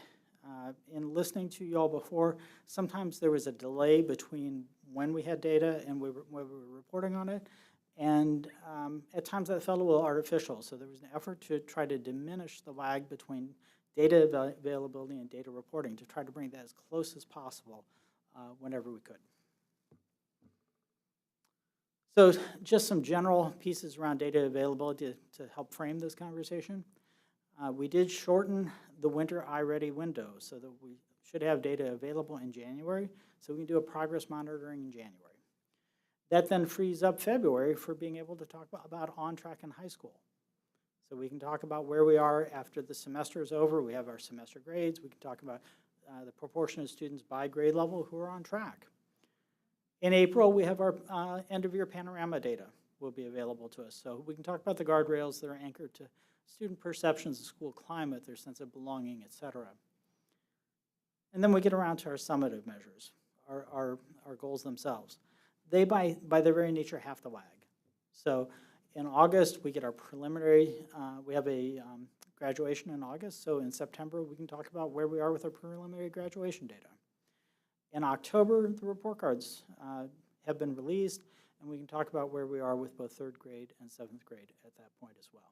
So we're really anchoring this both to the availability and also the accuracy of the data. We want to have a little bit of a window between when the data is first available and a little bit of time to process and make sure that it's accurate and presentable to the board and the community.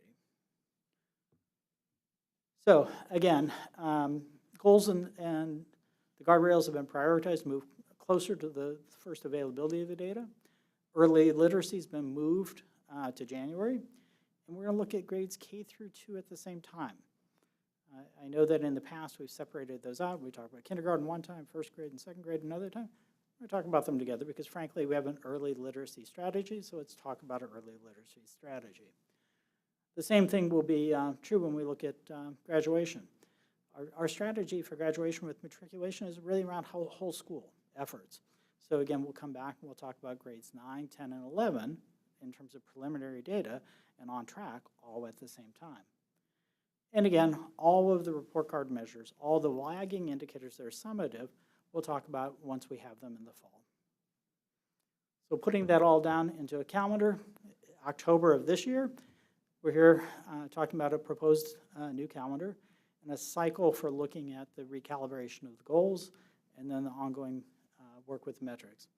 So in November, we'd like to come back and talk about goals 1 through 3, our reading goal, our graduation goal, and our new math goal, recalibration and establishment based on post-pandemic data. And then in December, we come back and we look at the guardrails. By that time, we should have done most of the work for the realignment of our strategic plan. We should be able to make sure there's a tight connection between how we're measuring those and how we're telling that story as we move forward in terms of our progress with our strategic plan. This should be a way for us to tell about our progress on the strategic plan using metrics that are tightly aligned to that work as we move forward.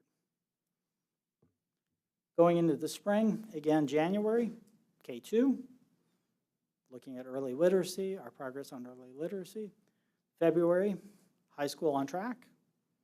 March, our math interims, our new math interim goals. And then going into April, May, and June, looking at guardrails. That would carry us through the remainder of this year. The calendar that you have in front of you will carry you for another 5 years.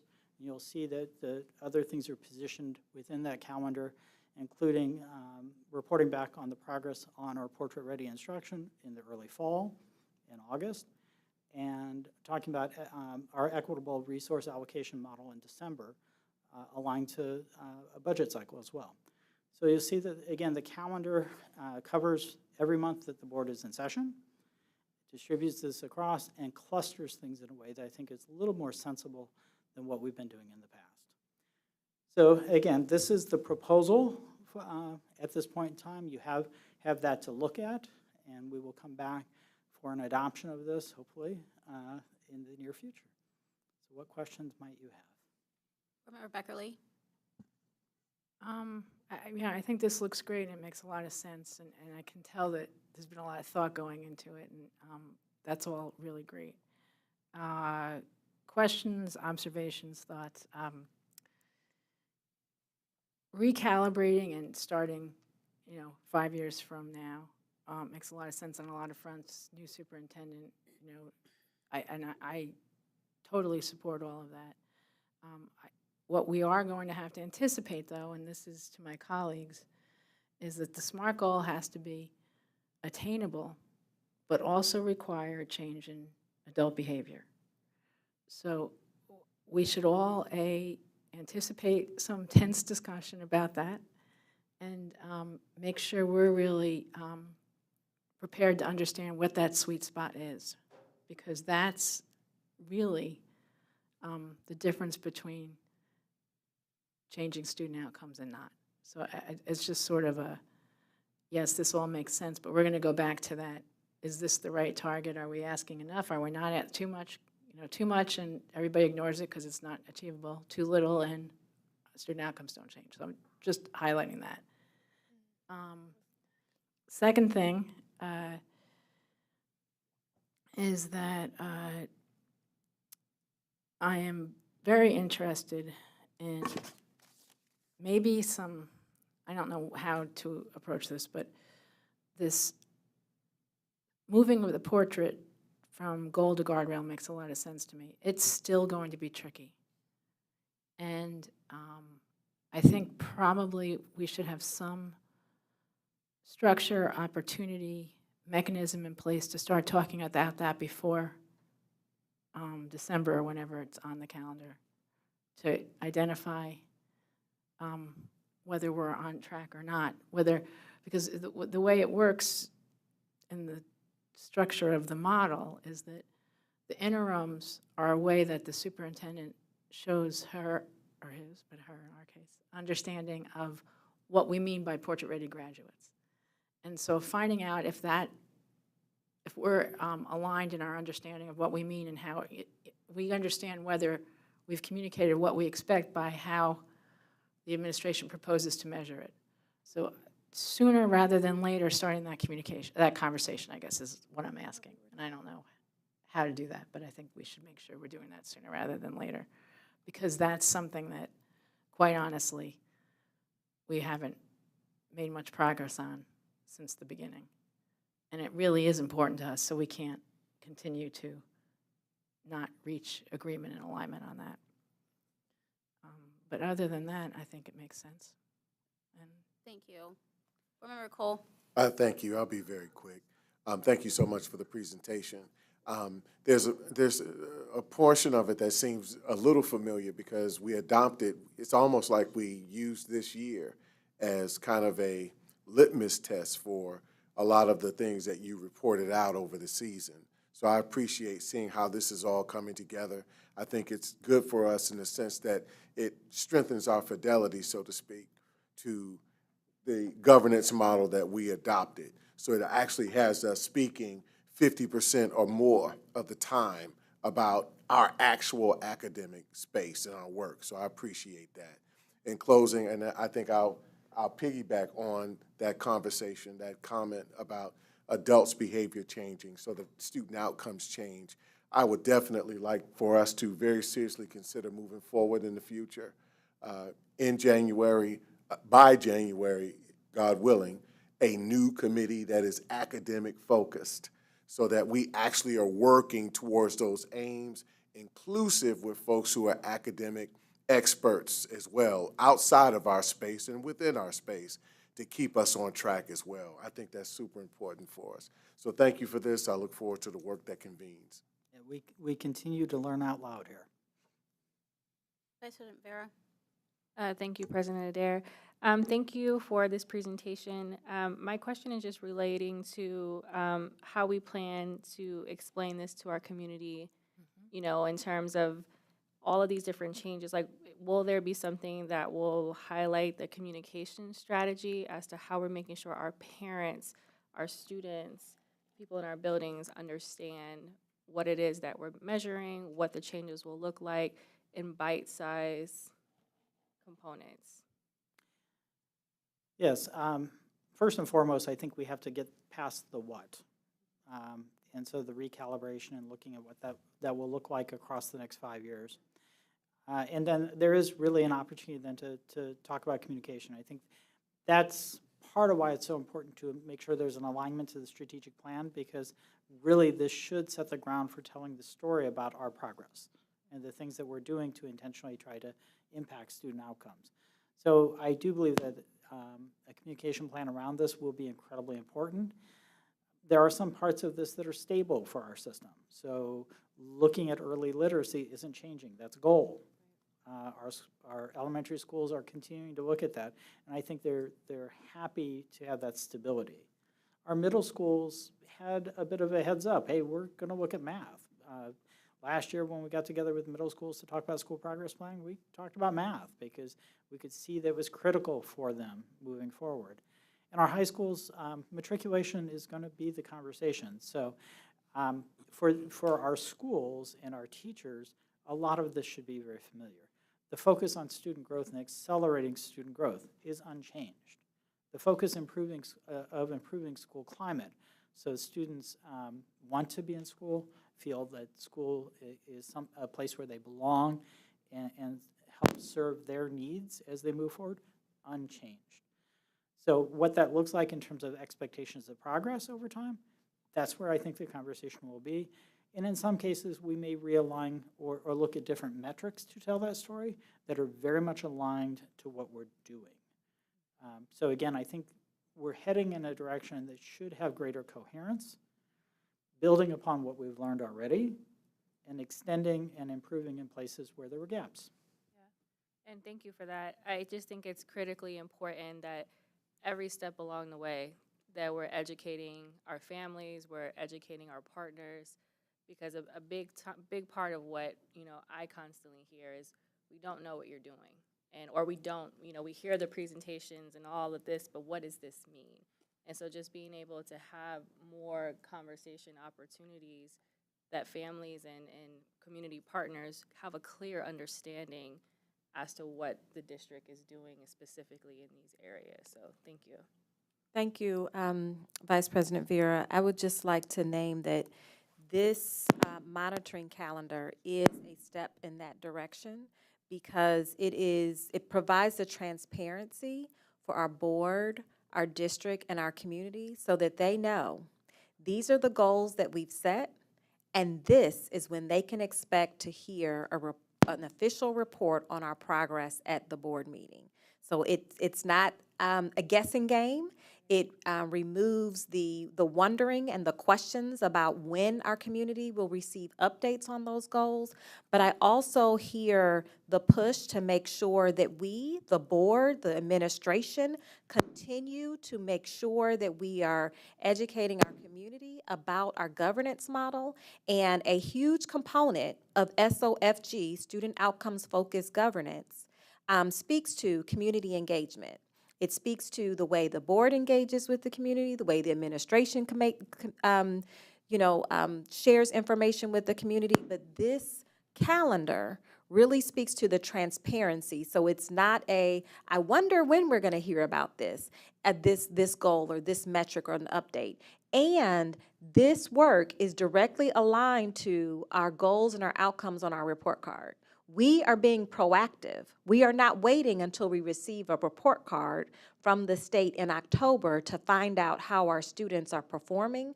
We are being very proactive and having, radical candor conversations at this table about our progress and our metrics. So we'll continue to make sure that we strengthen those strategies as it relates to communication. Dr. Brown talked about the tight alignment. One of the observations that I had in transitioning to this role is that, we established our strategic plan before we established our goals. And so I want to make sure that all of the strategies that we are investing time, effort, and energy in are aligned to our goals. We have to be working together, right? Our strategies have to be working to lift up the goals, to accelerate our progress. And so that is work that we need to do to, again, make sure that all of our strategies are aligned to support our literacy goal, our matriculation goal, and a math goal. And so there is a reset that needs to happen, and I certainly appreciate the grace that you all are extending to me in this role to make sure that that tight alignment happens, because as a system, we want to work smarter, right? We only have a limited number of time or hours in the day, and we want to make sure that we're all rowing in the same direction. Clear messaging, clear strategies, clear alignment across the entire organization. Thank you, Dr. Jackman. Dr. Pierce. Thank you for this presentation. So as we look to recalibrate can we plan on hearing recommendations from you all around the time frames as they relate to our achievement trajectories? Yes. Can we anticipate a shorter gap in terms of that trajectory? So sometimes we went into 2028, 2026. Can we expect shorter durations? I'm sorry, I'm still not following your question. So when we first came up with the goals, some of our so for example, if you look at our closed opportunities gap, right? So it was 81.4 in August of 2020, and we wanted to be at 86 in August of 2026. My question is, are we going to be very thoughtful about if we need to decrease a time duration related to a goal that we have or expand a time duration related to a goal that we have? So we're actually really measuring and monitoring or making a SMART goal that we're going to actually achieve. So the intention is to make the SMART goals such that they can be achieved. The window for that does extend out for 5 years, so past this year. So we're going to look at goals not just for this year, but extending out for the 5 years. The intention would be to have evidence-based trajectories. That is, what have we seen around the state? What's realistic for large systems, 10,000 or more students in them? What have we seen in terms of patterns of student achievement and student growth around the state, which will help ground the conversation on realistic trajectories over time so that the trajectories are not too steep and therefore not attainable. It's really then what do we think can actually be done over that window of time? Because I am certainly not allergic to accountability, but I think there's a balancing here. We want to acknowledge and create hope for our schools. We want to acknowledge progress. So I have to say I was a little disappointed that the report card model was insensitive to the fact that we saw growth in every tested subject area. And it doesn't show up on a star rating, and that hurts a little bit. And so this should be a way for us to tell our story moving forward and the type of growth that we're seeing over time. The other thing I've seen by looking across data for the state as a whole is growth is very rarely linear. So we'll see across the state where growth will go up 1 year, down a little bit, then up again, and down a little bit, but the overall trajectory is upward. So I think we have to look at that too. What's realistic over time for the system and for our students, and how can we tell that story effectively and help keep our students and system motivated and acknowledging the work that they're making. I appreciate that because our goals in the past were very linear. They went straight up. It didn't account for any of the items that you're talking about right now. And so I guess if we could give ourselves grace and understanding that, okay, if we're introducing a new curriculum, we might anticipate that we might not see the growth we want to see for a number of years. So I look forward to those types of recommendations coming to the board. My next question then relates to how we begin to explain the variance in terms of those trajectories, really around probably our equity model, more around all of our guardrails, but I'm really interested in that equity piece. Can we anticipate that the regions will still be in that thought process, those recommendations, or will we take a more holistic district approach based upon the equity model that you all are going to recommend? So 2 things. One, the goals that have been established to date are whole system goals. Yes. Okay. Now, we can disaggregate the data in a variety of ways and report out on progress in a variety of ways. We have a guardrail that is focused, a couple guardrails that pick up on equity and the role of equity in the system. At some point, we may want to revisit the definition of the goals. We've talked about that before. I don't think that's the space we're in right now. We have a lot of whole system change that needs to happen. I could see teasing out equity-based goals that talk about specific student groups. I don't think that's the space we're in right now. But it is a space that I'm more than willing to go to at some point in time. But I think as a board, the board would have to agree that we've made sufficient progress overall that now we want to focus in on a student group that is not sharing that experience. I like that. I think that's definitely a discussion point for us, because we have to really get at how do we make sure that all of our students are getting the resources that they need while we're making the advancements that we need to make academically for those students. But teasing that out, I think in a lot of our conversations, when we will have the monitoring reports, we would want to dive deeper into that. Well, how does equity impact this region versus that region, or this group versus that group? So I appreciate you guys being thoughtful about that, and hopefully we'll be able to have conversations around that as it relates to the district-wide equity model. And Dr. Pierce, your comment about making sure that our students get the resources that they need so that we can, as a system, interrupt the inequities that we see, that work is playing out right now as a part of our work with ERS, our equitable resource staffing, comprehensive staffing model. And again, the design team recently kicked off beginning that work. We looked at just looking at the data of, just take poverty as an example. And the way that plays out in different schools and different regions across our district, we know that we have to be more intentional about how we allocate resources based on the needs of our schools and our communities. And so that work is happening. And we have a guardrail, again, that we will be coming to, as part of the monitoring calendar. We will be having conversations about checking in on our progress towards moving the needle on that work, and having conversations about making sure that that work is progressing and moving in the right direction. So these are ongoing conversations. We're beginning that process right now. It's just the beginning. And so we will continue to provide updates at the board table about our work in that space. Awesome. And then last question that I have for that December, in this, please feel free to say if you would like me to send it via email.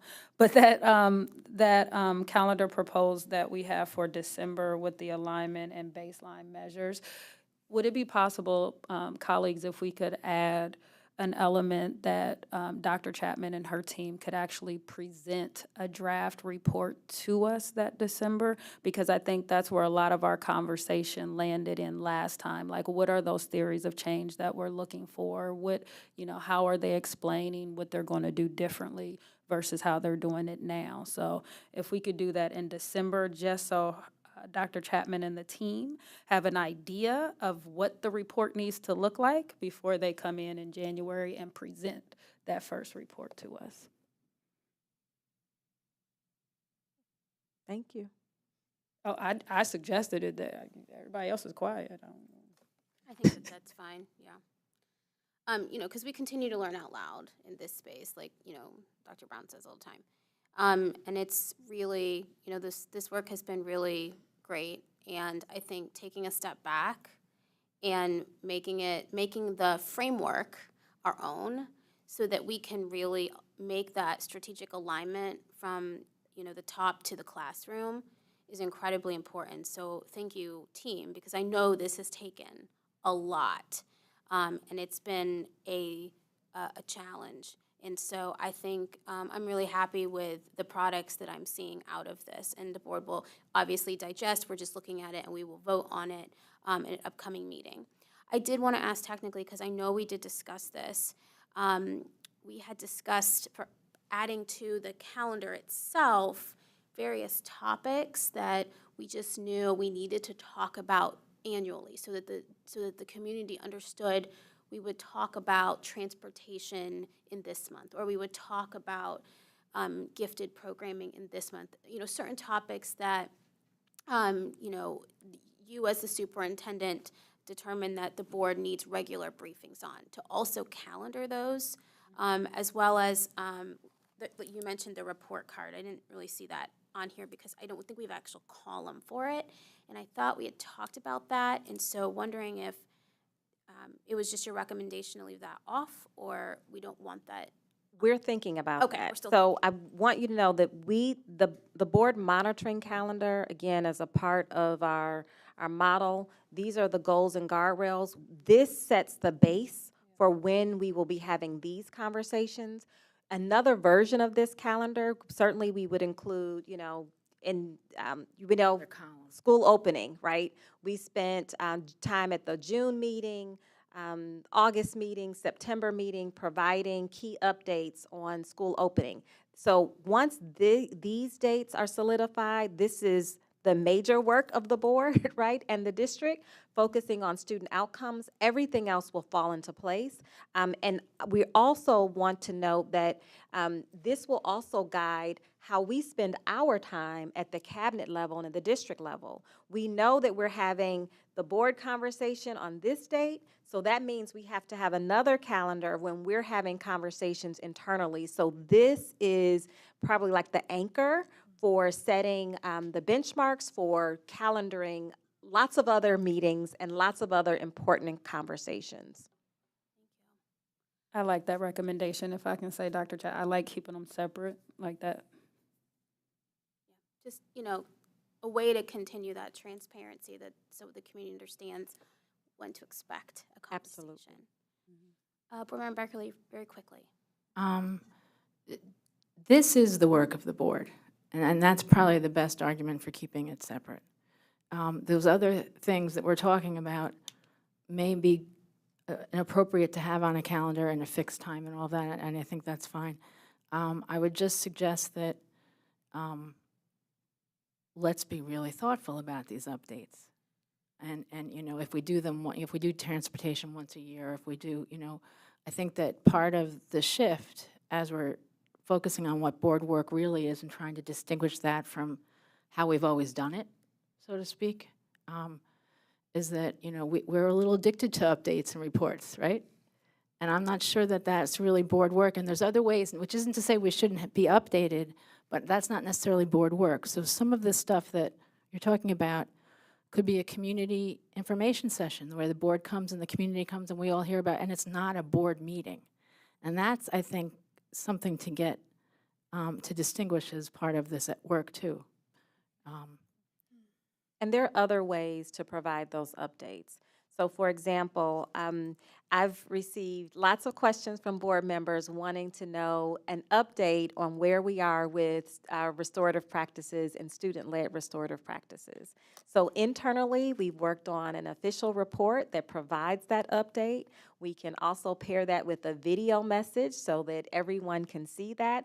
It doesn't have to be at a board meeting, but I would note, because on the calendar, the monitoring calendar, that guardrail comes up in April. And so we're excited to share our progress on restorative practices. We don't want to wait till April, so we can certainly share that information in a different format. It doesn't have to necessarily be at a board meeting, but certainly we will monitor the guardrail and our progress towards meeting that guardrail at the board meeting, an official monitoring report in April.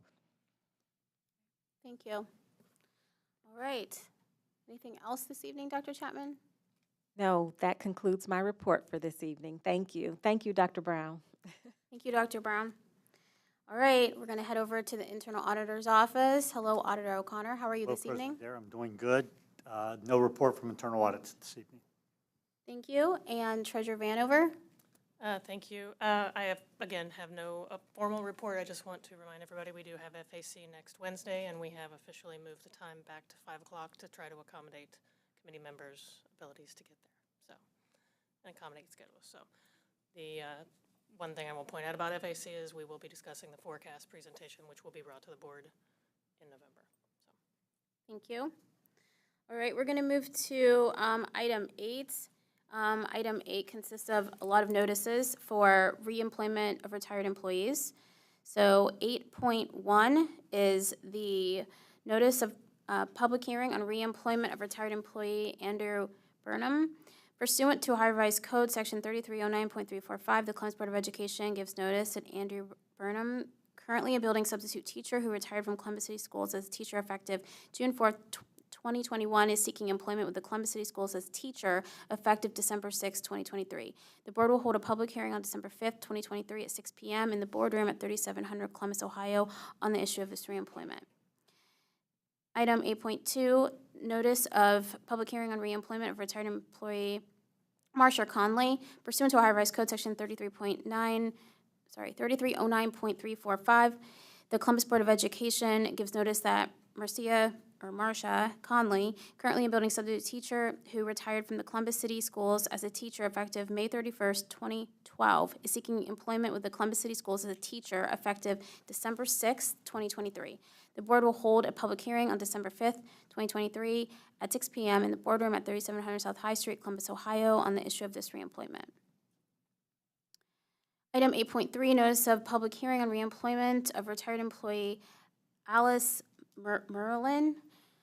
Pursuant to Ohio Revised Code Section 33.09, 3.5, the Columbus Board of Education gives notice that Alice Merlin, currently a building substitute who retired from the Columbus City Schools as teacher effective June 3rd, 2011, is seeking employment with the Columbus City Schools as teacher effective December 6, 2023. The board will hold a public hearing on December 5th, 2023 at 6 p.m. in the boardroom at 3700 Columbus, Ohio on the issue of this reemployment. And the last one, notice of public hearing on reemployment of retired employee Carla Young Person.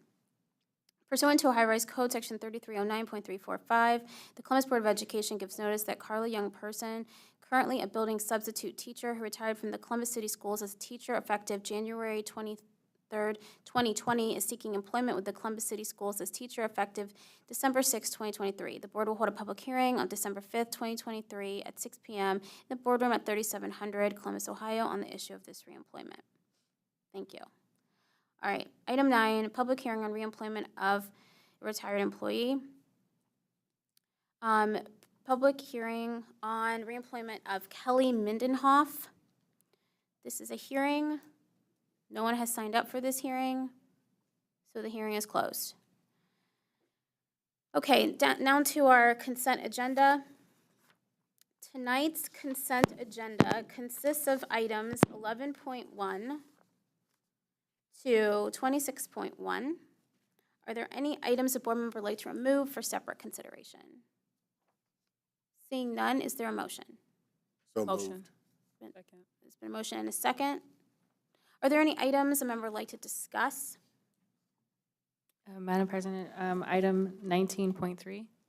Item 19.3, which is West High School track. yes, the award of a general contract to SCJ Fields LLC for running track renovations at West High School. Vice President Vera. Thank you. I wish our students were still here because this is really for them. But I just want to thank the community, our students who continue to advocate for this. It's something that they need, something that they deserve.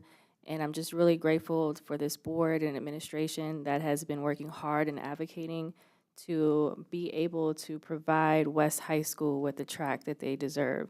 And so this is a huge opportunity for our students. It's an investment in our students. And certainly we wouldn't be able to do that without the support of many, but certainly excited to be able to vote on this legislation tonight to be able to provide West students with the track and field that they rightfully deserve. So thank you. Dr. Pierce. And I'd just like to add, Miriam was very humble in her remarks today. That young lady, as a freshman, advanced to our district and regional finals in track for our long distance events, and was also, if I'm not mistaken, our city champ or a high contender in terms of our city champ for cross country.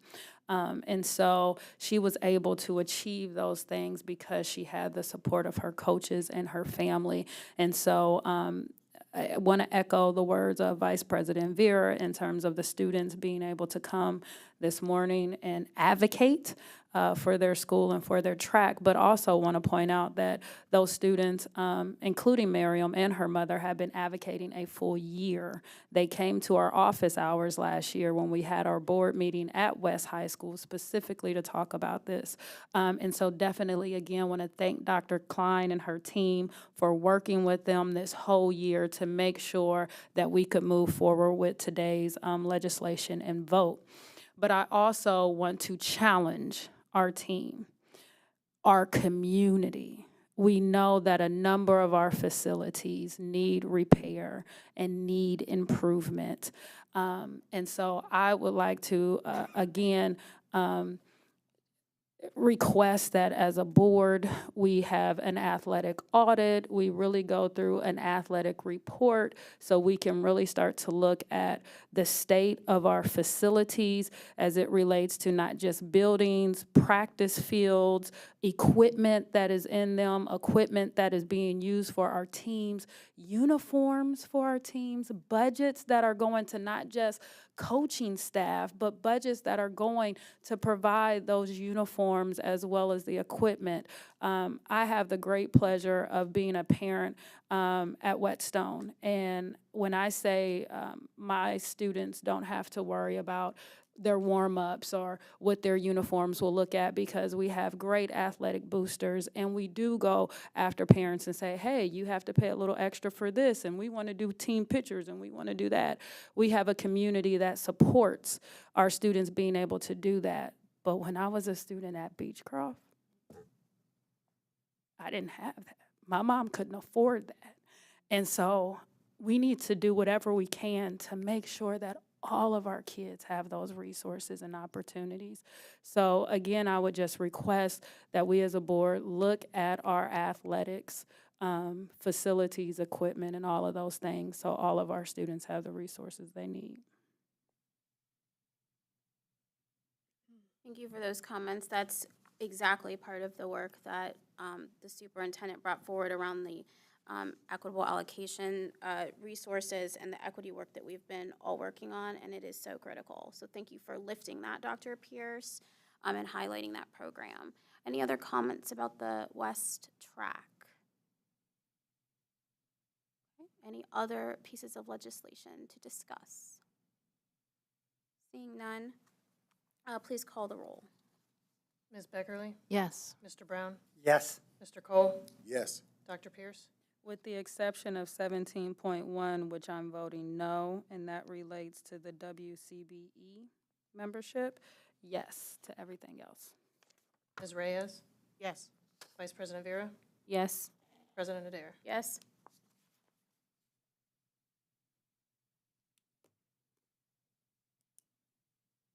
Motion carries. Thank you. Jenny, yeah, we were waiting. Some more marking. I mean, we can really count. I know it fast, but you got to say it. But y'all know the outcome. Come on. All right.